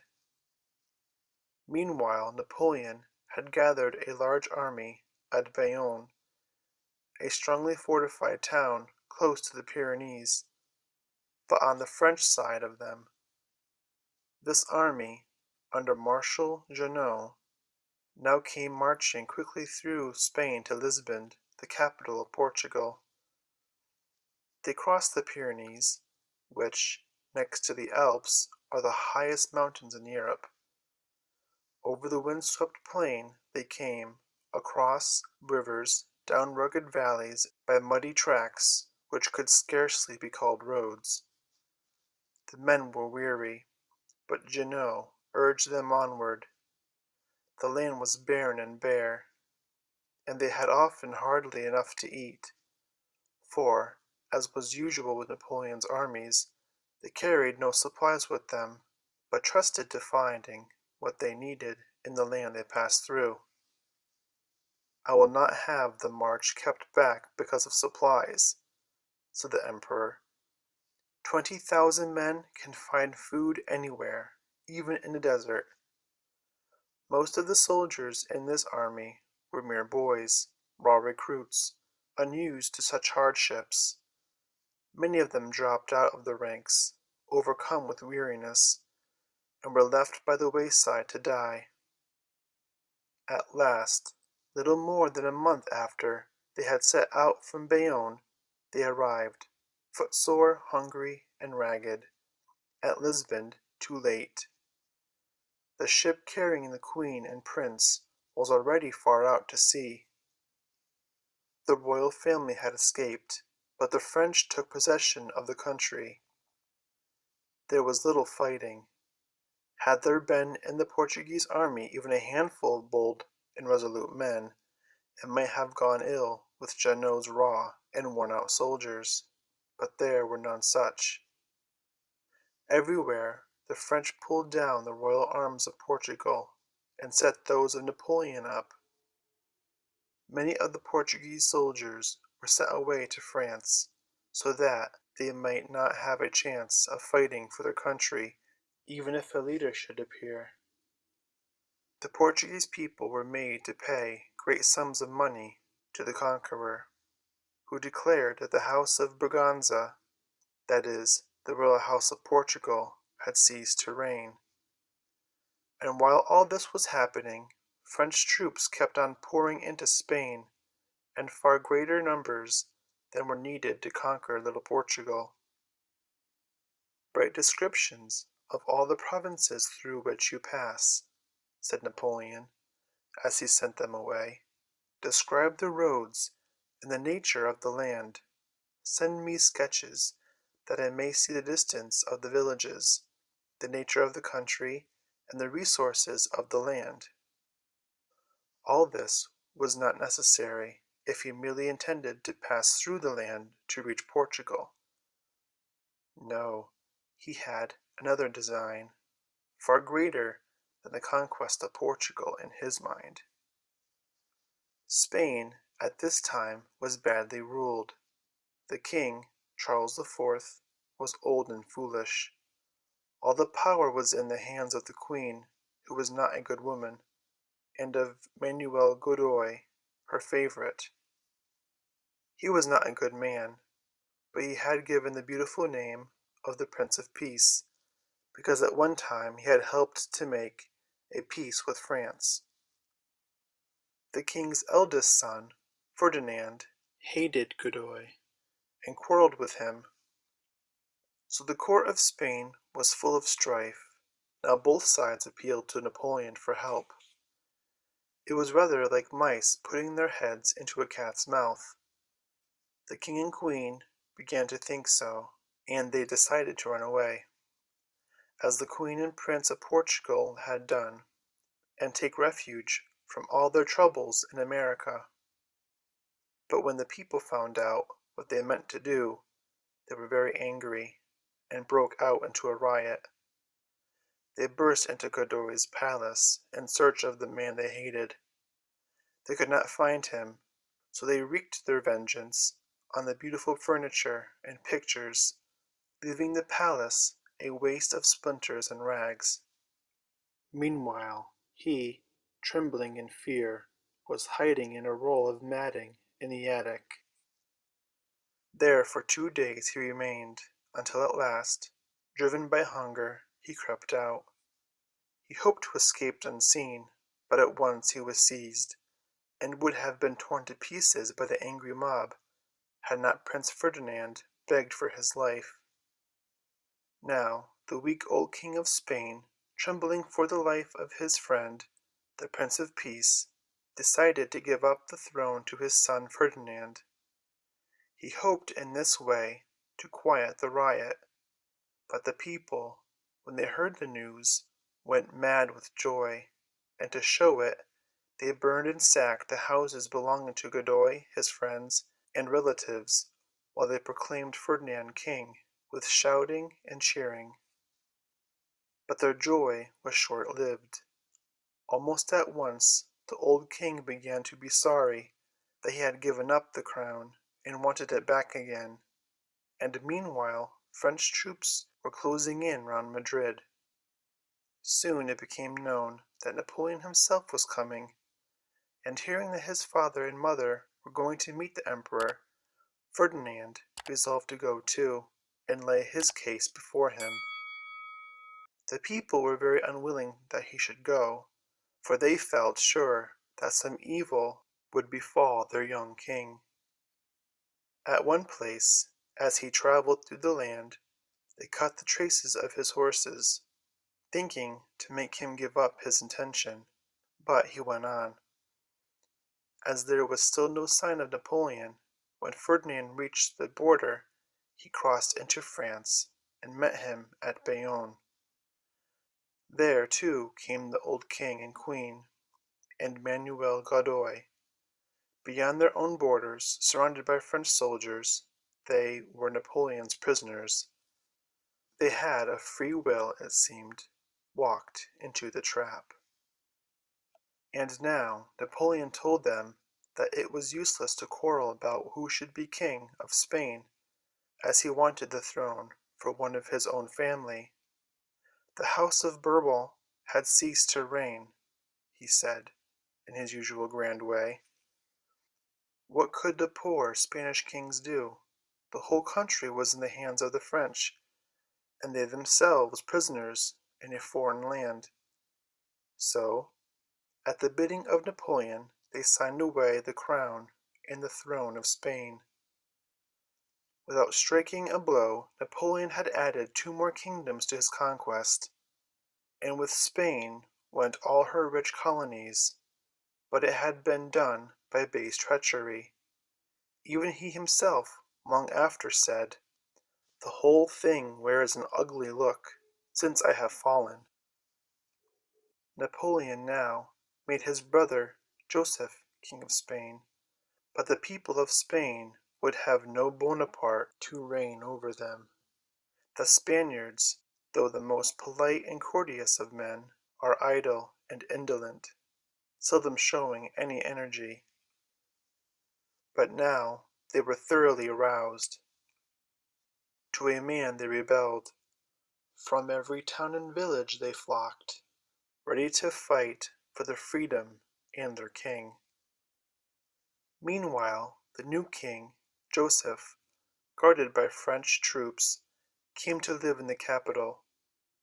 The Spaniards received him in sullen silence, and as Joseph looked at the dark faces which surrounded him, he felt that he had not a friend among them.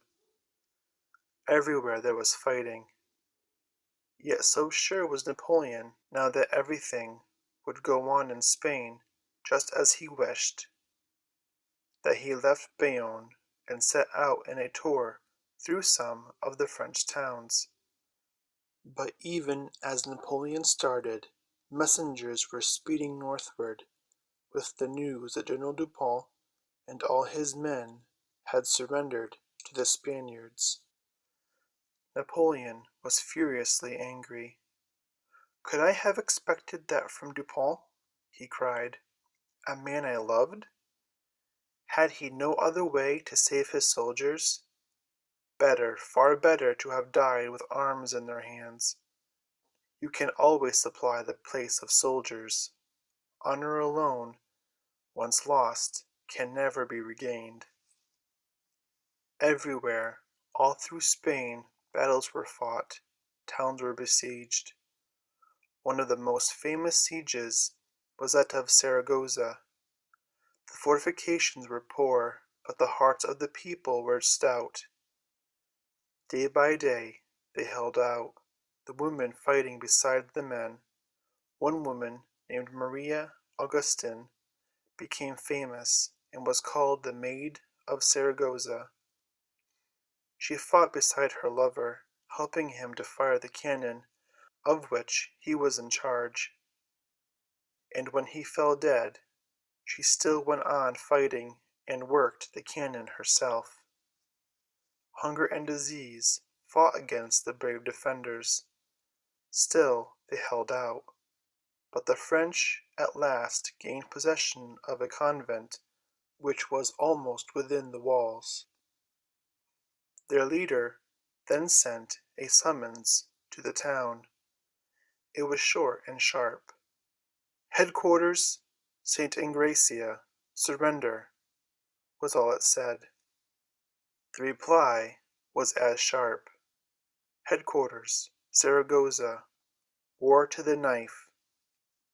At last, hearing the defeat at Belen, where Dupont and all his men had lain down their arms to the Spaniards, the French gave up the siege of Saragossa and marched away. Foiled by a woman's hand before a battered wall. Afterwards, when the War of Liberation was over, Maria Augustin received medals, as did other soldiers, in reward of her bravery, and her portrait was bought by people all over Europe. It was long ere the name of the Maid of Saragossa was forgotten. But now Spain was not left to fight her war of liberation unaided. Britain had been at war with Spain. In the battle of Trafalgar the fleet of Spain had been destroyed with that of France. But the kingdom thus nobly struggled against the usurpation and tyranny of France can no longer be considered as the enemy of Great Britain, said King George. It is recognized by me as a natural friend and ally. So British troops were sent to help the Spaniards in their struggle. And thus began for us the war which we call the Peninsular War. It would be impossible to follow all this war. The story of it belongs to another place, especially as Napoleon himself was very little with his soldiers in Spain. For even while this great struggle was going on, he began another war with Austria. Indeed, it was not only the Austrians who now fought. In Tyrol, the peasants had risen under a brave leader called Heufel. In Germany, in Poland, in Italy, everywhere the people arose. In many places they won battles, but after all, where Napoleon led, there was the heart of the fight, and he was everywhere victorious. It was near the village of Wagram that the deciding battle of the war took place. The Austrians fought with splendid courage, and when night came, of the 50,000 who lay dead, nearly as many were French as Austrian. It was one of the fiercest battles ever fought, and to Napoleon it counted barely a victory. Yet for the Emperor of Austria it was enough. He was not made of stern stuff of heroes and patriots. Once more he yielded, and on the 14th of October the Treaty of Scombron, so called from the name of the beautiful palace in Vienna where Napoleon was living, was signed. By this treaty Austria lost still more land. Napoleon took for France the lands lying around the Adriatic. Parts of Upper Austria, Galicia, and Bohemia were given to Napoleon's vassal kings to reward them for having helped him.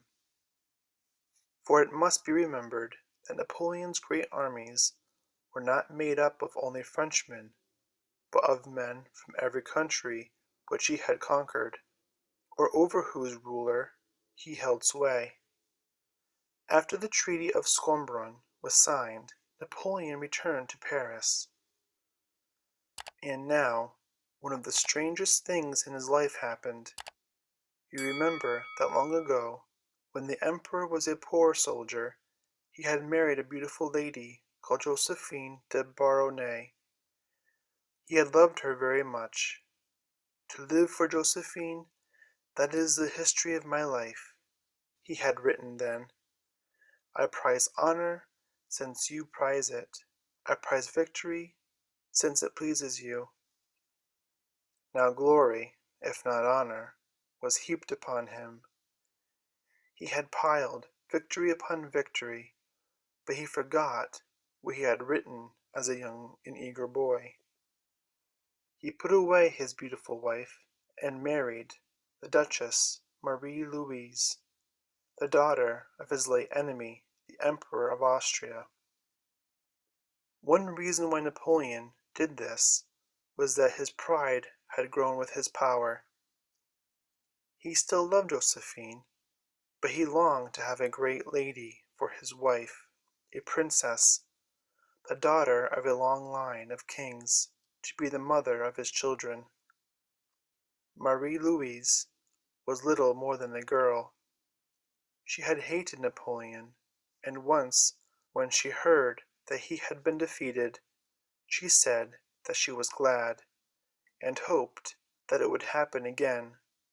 Now she came to be his wife, because her father told her, perhaps, that this marriage would help to bring peace and freedom to her country. So she became the Empress Marie Louise. Napoleon in Russia. On the 10th of March, 1811, a little son was born to Napoleon, who at once gave him the title of King of Rome. With a son to follow him upon the throne, Napoleon seemed to be at the very height of his glory. "Now begins the finest epoch of my reign," he said. At 41 he seemed to have the world at his feet. Really, his downfall had begun. The people of Russia had found Napoleon's orders not to trade with Britain very hard, and the Tsar became less and less inclined to make his people keep them. As more and more British goods were allowed to pass into Russia, Napoleon grew more and more angry. There were other reasons for quarreling, and at last war broke out between the two rival emperors, who at Tilsit had sworn to be friends. Napoleon decided utterly to crush his great rival, and to force all Europe, over which he had control, to help him.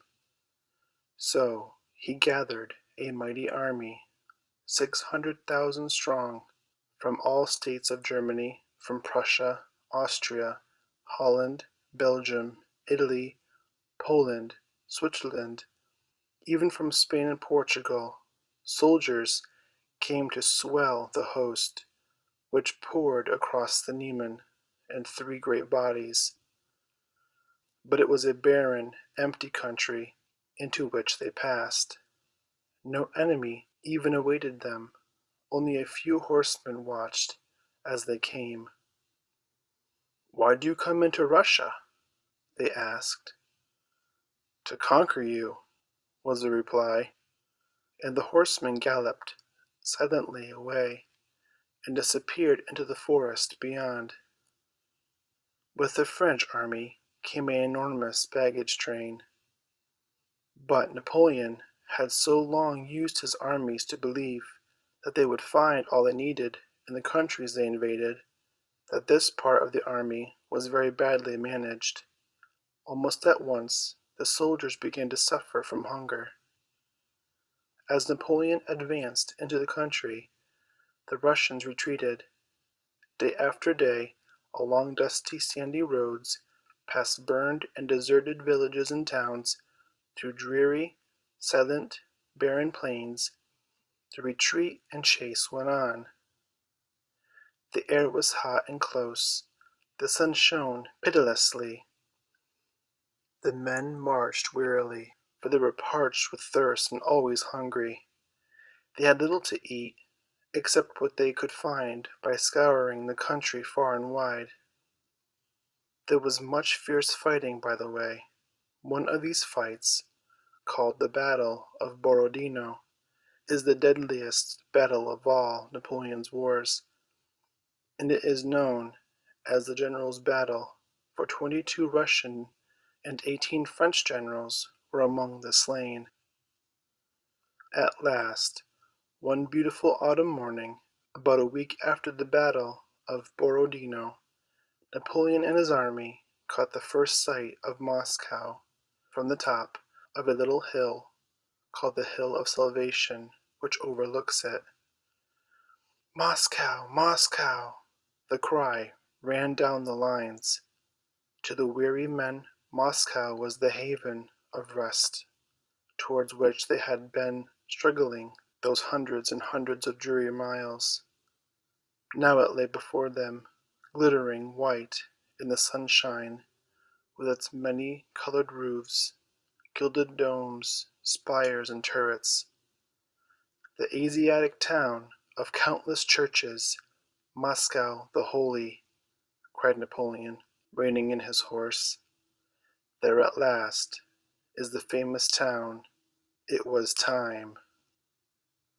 But when Napoleon and his army marched through the streets, they were silent and deserted. Here and there a timid or scowling face might be seen, but the streets echoed with a hollow sound, and the empty houses stared down upon the soldiers with closed shutters, like sightless eyes. For days, every one who could leave the city had been hurrying away, and the roads had been full of a constant stream of clattering carriages and rumbling carts laden with people and their goods. The night before Napoleon had entered, the troops also had gone. All night long the steady tramp, tramp had sounded through the streets. The great military stores had been burned or destroyed, the prisons opened, and the prisoners set free, the fire engines made useless, and the great city, mostly built of wood, left to the mercy of the rabble and the foe. Scarcely 2 hours after the last soldier had gone, the French arrived.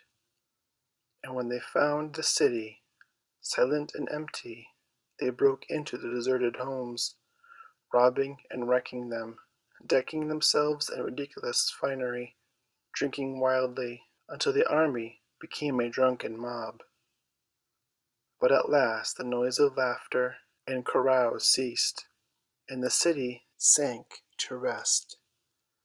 The weary soldiers, who for many weeks had slept under the open sky and on the bare ground, slept this night in splendid palaces, on soft couches, and wrapped in silken covers. But in the middle of the night the cry of fire arose. Soon the city was bright with flames, and morning dawned before they were put out. But again, when night came, the fire broke out, and not in one place only, but in many. From every quarter, north, south, east, and west, fire burst, until the city was a blazing sea of flame. A strong wind arose, blowing the flames, now here, now there, till palaces and churches, shops and houses, were wrapped in fire, and sank together in piles of charred and blackened ashes. For 2 days Napoleon gloomily watched the fearful destruction. Then, yielding to the entreaties of his officers, he rode from the burning town, through a whirlwind of flame, a raging hail of sparks, and rolling clouds of smoke. He took refuge in a palace belonging to the Czar, which was beyond the city. But even there the heat of the flames was so great that the stones were hot to touch. Whenever the fire seemed to die down in one place, it kindled again in another. But at last, when 4/5 of the city was a blackened ruin, when there was little left to burn, the flames ceased. Napoleon then returned, and among the ruins he awaited an answer to a letter which he had written to the Czar by the light of the burning city. It was a letter proposing terms of peace, but no answer to it ever came. Day after day passed. At first there had been food enough for the great army, splendid wines and dainty fare, such as they were little accustomed to, but these soon gave out. Now of bread there was none, and only horseflesh for meat. The Russians had swept the country bare. It was in vain that the French soldiers scoured it in search of food. It was in vain that Napoleon issued proclamations to the peasants, telling them that they would be well paid for anything that they might bring. Their hatred of the French was such that not all the gold in the country could tempt them to Moscow. They would rather have cut off their right hands than have helped Napoleon in the slightest. The autumn had been unusually warm. The sunny weather had lasted late, but at length it came to an end. A slight snow fell, as a warning that the fearful Russian winter was about to begin. It is a winter of keen cold, such as the French had no knowledge of. They were ill-fed and worse clothed, and in no way fit to endure it. Again Napoleon wrote to Alexander. Again no answer was returned. Then, seeing the uselessness and danger of trying to spend the winter in a barren country, hundreds and hundreds of miles from his own kingdom, Napoleon gave the order to march back. Napoleon had to face defeat. Yet even to himself he would not own it. Moscow has been found not to be a good military post, he writes. It is necessary for the army to breathe in a wider space. The sick and wounded were left behind, so as not to burden the army, but every soldier was laden with booty. Gold and silver plate, silk and gems were piled in wheelbarrows. Beautiful carriages were laden with all kinds of spoil, and a train of Russian prisoners marched bowed beneath heavy loads. So the march began, but soon the road was strewn with these splendid spoils. Hunger, fearful, gnawing hunger, took hold upon the men. There was nothing to eat but horseflesh. When a horse died, the men fell upon it like hungry wolves, tearing it to pieces. They were ready to kill each other for a few potatoes or a handful of rye. All order and discipline was lost. Many broke from the ranks and wandered about, seeking vainly for food, perished on the barren steppes.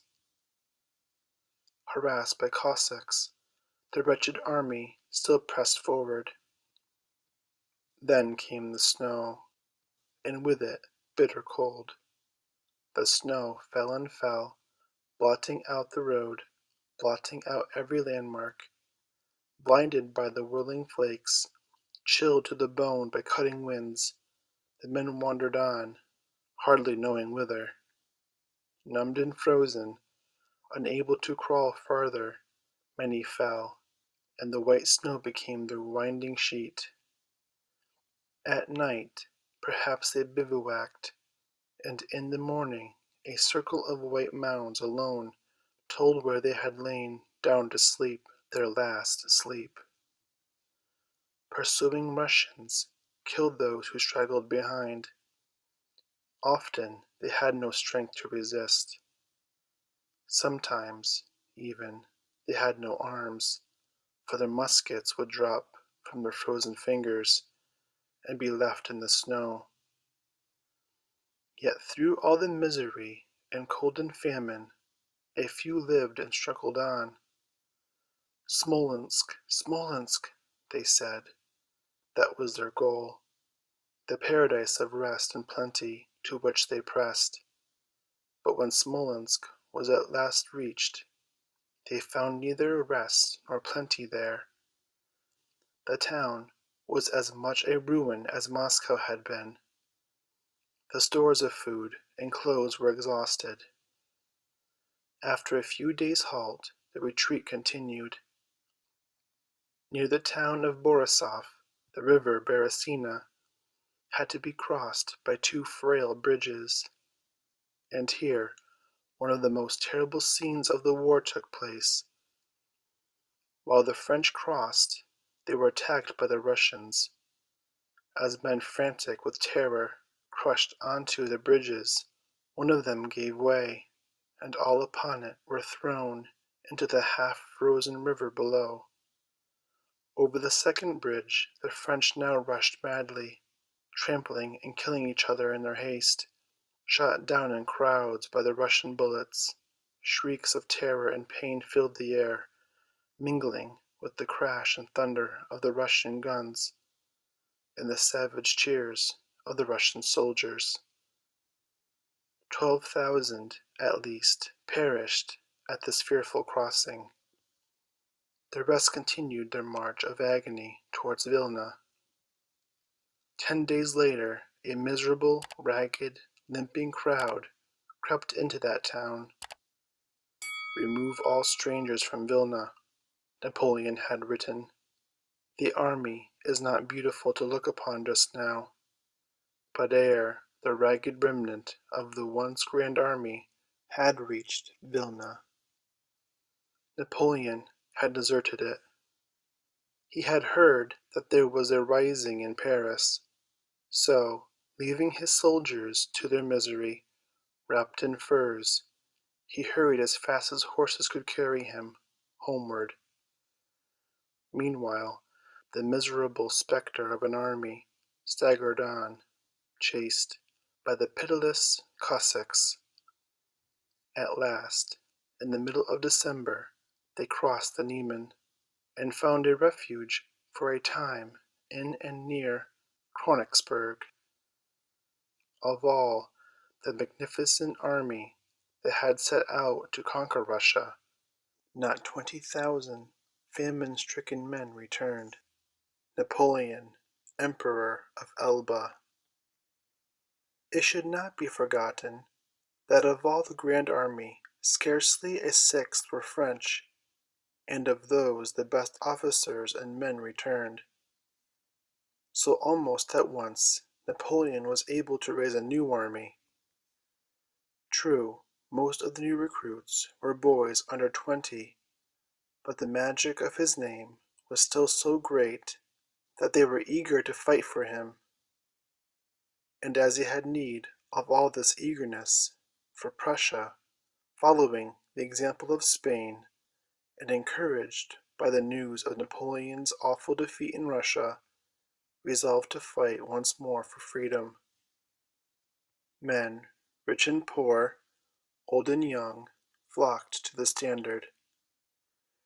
Ladies brought their jewels, and the Tsar of Russia marched to meet his old friend, whom, it is true, he had forsaken and almost betrayed at Tilsit. Tears came into the eyes of the old king as he greeted Alexander. "Wipe them," said he. "They are the last tears that Napoleon will ever cause you to shed." The Prussian leader was Blücher, a rough old man, but brave and loving his country well, and loved by his men, who called him Marshal Forwards. It was he who, after Jena, held out longest against Napoleon, only surrendering when resistance was useless and hopeless. War lasted from April to October, but now Napoleon no longer won victory after victory as he used to do, and at last, at the Battle of Leipzig, he was defeated. On the 16th of October the battle began. On the 19th Napoleon and his beaten army were streaming across the Elbe, leaving behind them thousands dead, thousands more prisoners, besides hundreds of cannon, stores, and ammunition, and greatest of all, a mighty empire shattered and crumbling into dust. Without an army, Napoleon could not hold his vast conquests. Without an army, he could only be king of the French, and of all his great forces, only about 40,000 men hurried towards the borders of France. All over Europe the nations now began to throw off French yoke. The Dutch and Germans tore the tricolor down, and once more their own standards floated out on the breeze. Everywhere the German fortresses, which were held by French soldiers, surrendered or were taken. On the 19th of November Napoleon reached Paris, and here the Allies sent to him conditions of peace. Much that he had conquered was to be given back, but not all. The Rhine was still to be the boundary of France. Belgium, Savoy, and Nice also were left to him. But Napoleon did not yet believe in his defeat. He would not give up any of his conquests. So the Allies marched into France, and another war began. The Allies fought, not with France, they said, but with Napoleon. "We thought to find peace before we touched your borders. Now we come to find it here." Many of the people of France had been weary of Napoleon and his wars. But now that the foe had marched into their beloved land, they rose to defend it. Napoleon once more prepared to take the field. On Sunday, 23rd January, he held a last and splendid reception in the palace of the Tuileries. When the courtiers were gathered, Napoleon walked into the hall with the Empress Marie-Louise and his little son, now just 3 years old. Holding one by either hand, he turned to his court. "Gentlemen," he said, "France is invaded. I go to put myself at the head of the army.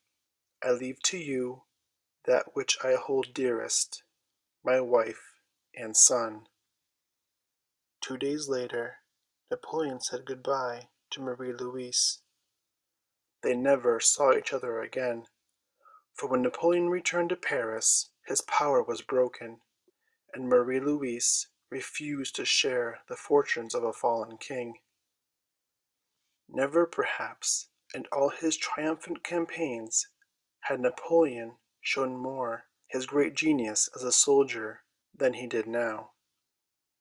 Nearly always he had fought against armies smaller in numbers or less well drilled than his own.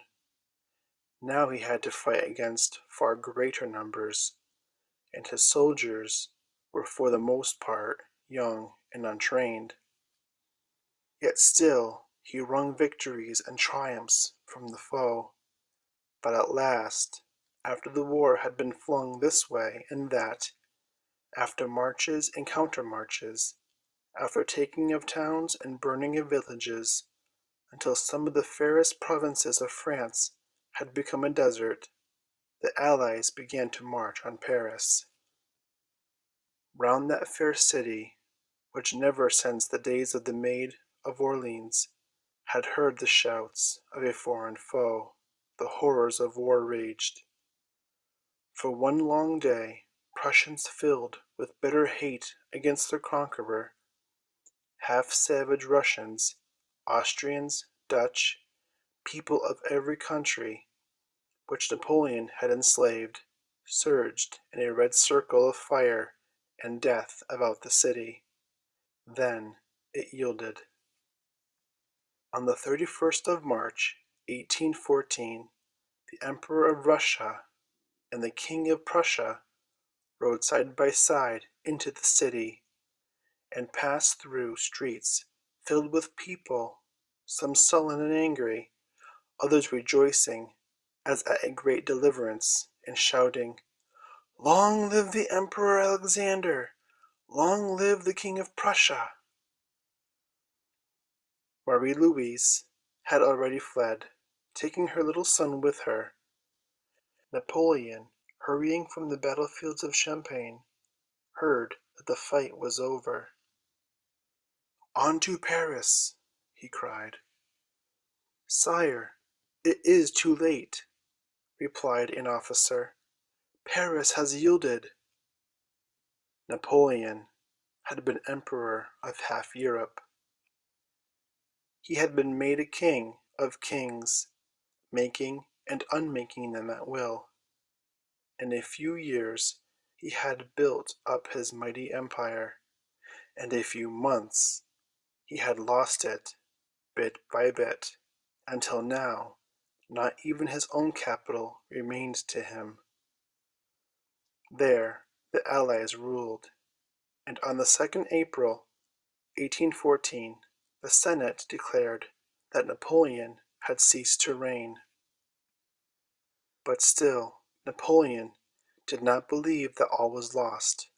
At Fontainebleau he reviewed his troops.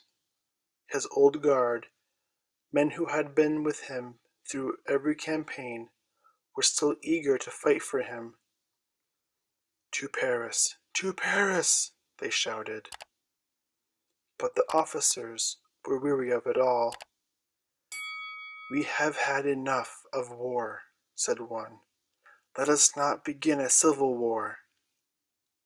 So at length, seeing no help for it, Napoleon rode out and signed his abdication, that is, the paper by which he gave up all claim to the crown of France. The Allied powers, having been declared that the Emperor Napoleon is the only cause which prevents peace being brought back to Europe, he, faithful to his oaths, is ready to descend from the throne, to leave France, and even give up his life for the good of his country. On the 20th of April, Napoleon said goodbye to his troops in the courtyard of Fontainebleau. His men loved and admired him still. Tears rolled down their bronzed cheeks, sobs choked them. "I cannot embrace you all," he cried, "but I embrace you in your general." And putting his arms around him, he kissed him. He kissed the standard too, the splendid eagle of France, which had led them so often under the burning suns or cloudy skies, through parching heat of summer or the snows of winter. Then the fallen emperor stepped into his carriage and was whirled away southwards.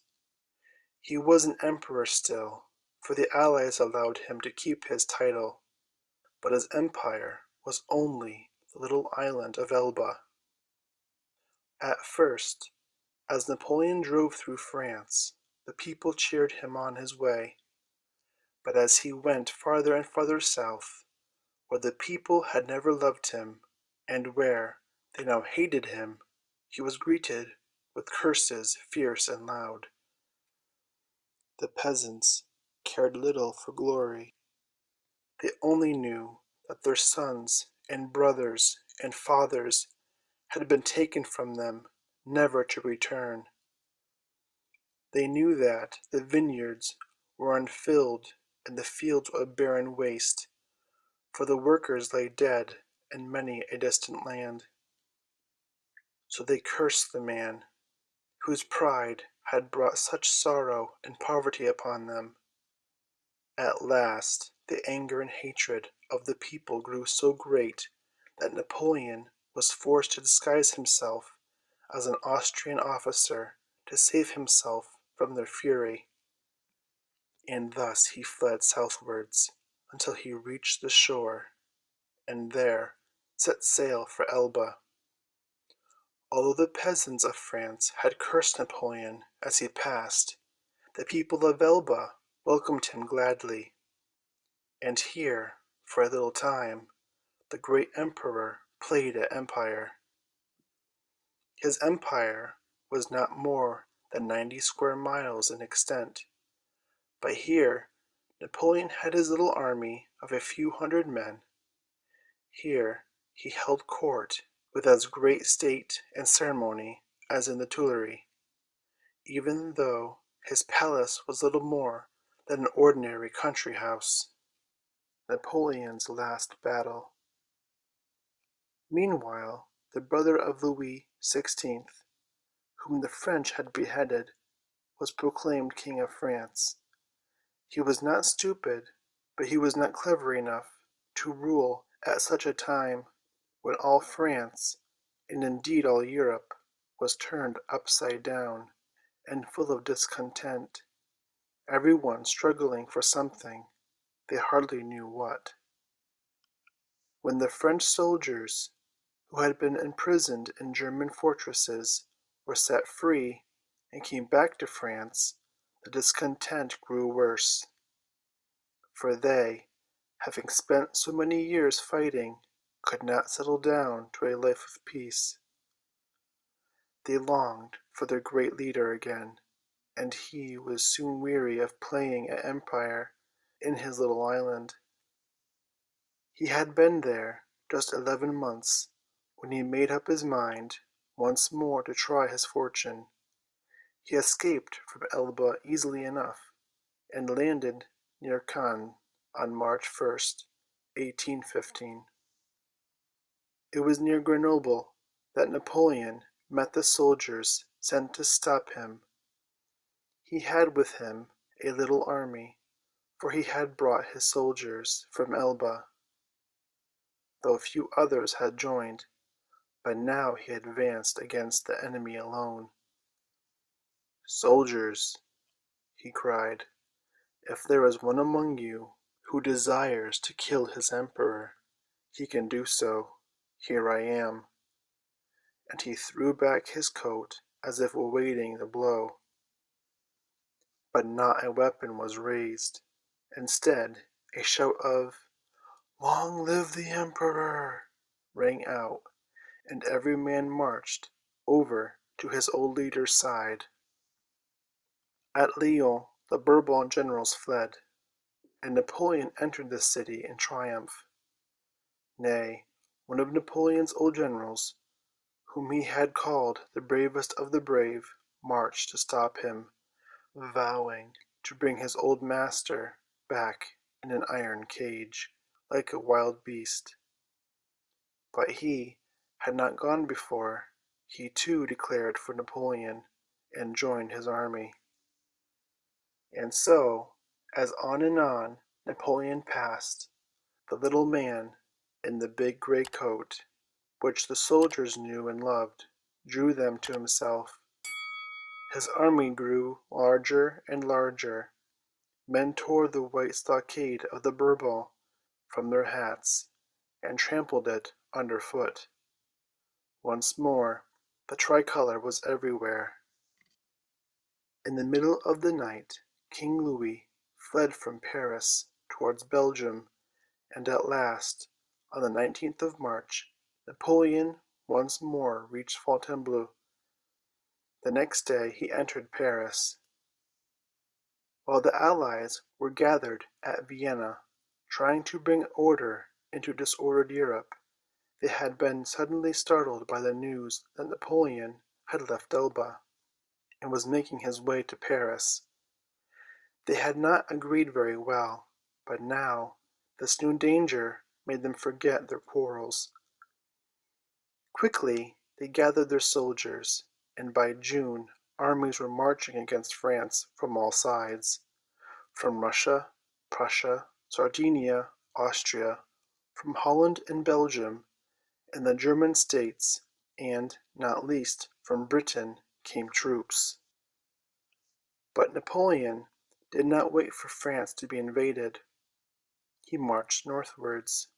He hoped with his usual quick daring to win some splendid battle, and with one stroke shatter the power of the Allies, and see himself again upon the throne of France. So Napoleon's last campaign was fought in Belgium. The Duke of Wellington commanded a great part of the Allied troops which were gathered there, while grim old Blücher led the Prussians. And it was upon the 18th of June, upon the field of Waterloo, that Napoleon made his last stand, fought his last fight, and lost. The night had been wet and blustery. In the morning rain still fell. The fair fields of Waterloo, about the farms of La Haye Sainte and Hougomont, were boggy and sodden, and it was not until nearly 12 o'clock that the battle began. All day long, under a cloudy, stormy sky it raged. It was a fight of all the nations, and in Wellington's army alone 5 languages were spoken. And while at Waterloo the thunder of war roared and crashed, Blücher, with his Prussians, was toiling over rain-soaked roads, his cannon sinking axle-deep in mud, his men splashing and plowing through deep pools, stumbling wearily onward to join the battle. "We can go no further," they cried despairingly. "We must, my children. I have given my word to Wellington. You will not have me break it," replied Blücher.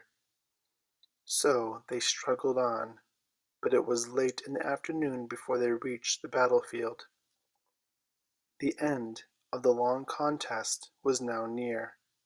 Napoleon ordered his old guard, which he had kept in reserve, to advance, but when he saw them bend and then break and scatter before the British charge, He turned deadly pale.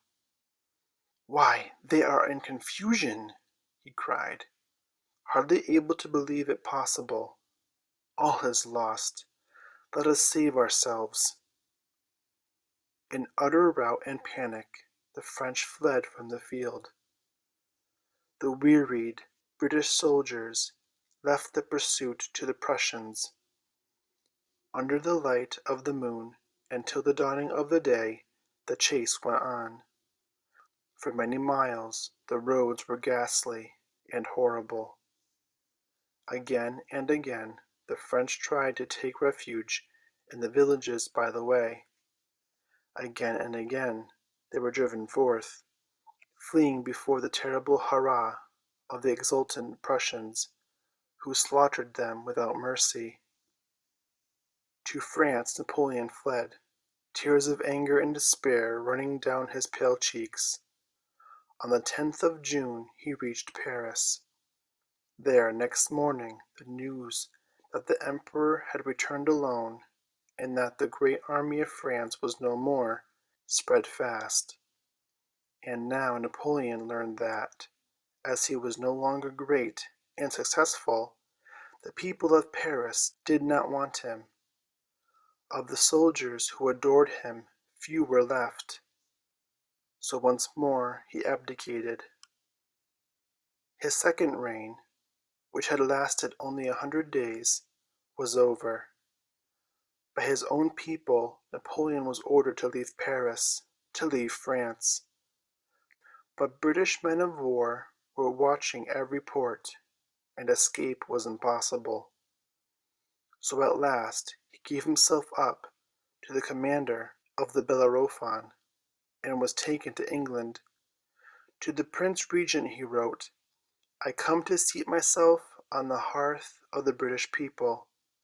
I put myself under the protection of their laws, which I claim from your Royal Highness as the most powerful, the most constant, and the most generous of my enemies." Sadly, Napoleon watched the shores of France disappear. He never set foot in his adopted land again, never more saw its sunny shores. He was only 45, but his life of splendor and excitement was done. It had been Napoleon's dream to conquer Britain, and add these islands to his empire. Now, as a fugitive, he was not even allowed to land there.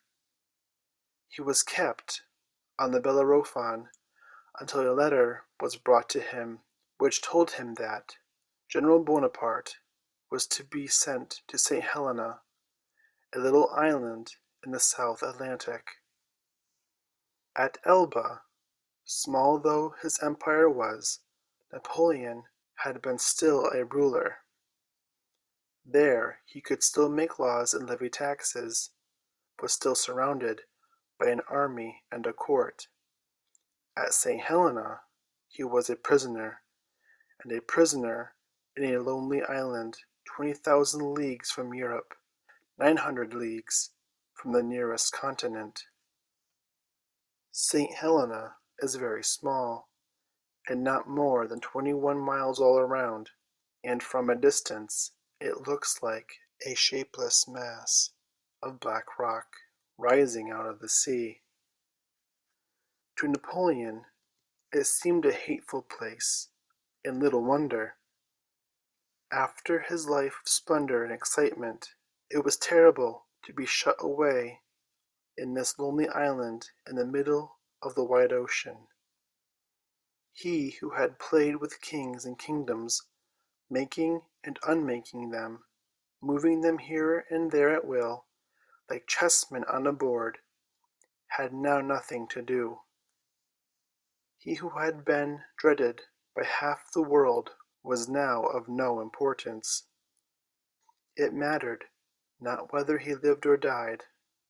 So the dreary years dragged on in petty quarrels about petty things, in reading, writing, and chess-playing.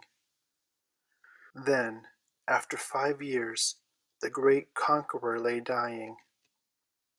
And as he lay, Already muttering and unconscious, a great storm swept the island. It dashed the waves against the rocky shore. It bent, broke, and uprooted the willows about his house. But Napoleon lay unheeding it. His wandering mind was dreaming of other days. France, army, Josephine, he muttered. Then he lay still. The wind, too, sank to rest, and when the golden sun of May, shining once more over calm blue waters, slipped beneath the waves, the great restless spirit passed with it. A few days later, followed reverently by those few of his friends who had clung to him to the last, sharing his lonely exile, he was laid to rest under the willow trees where he had once sat. British soldiers carried the coffin upon which was laid the sword and cloak he had worn at Marengo. British soldiers fired a volley and lowered their banners in salute over the grave of their great enemy, and there they left him in a nameless tomb. 18 years later, in the darkness of an October night, by the faint light of lanterns, the coffin was once more dug up and carried away to France, with the permission of the British government. At the Hôtel des Invalides in Paris, it was received by the nobles and the King of France, who, Bourbon though he was, desired to do honor to the great emperor dead. Sire, I present the body of the Emperor Napoleon, said the Prince de Joinville, who had brought it from St. Helena. I receive it in the name of France, replied the king. So for the last time, the greatest soldier the world has ever seen was laid to rest beside the Seine, among his people, as he himself had wished. End of the story of Napoleon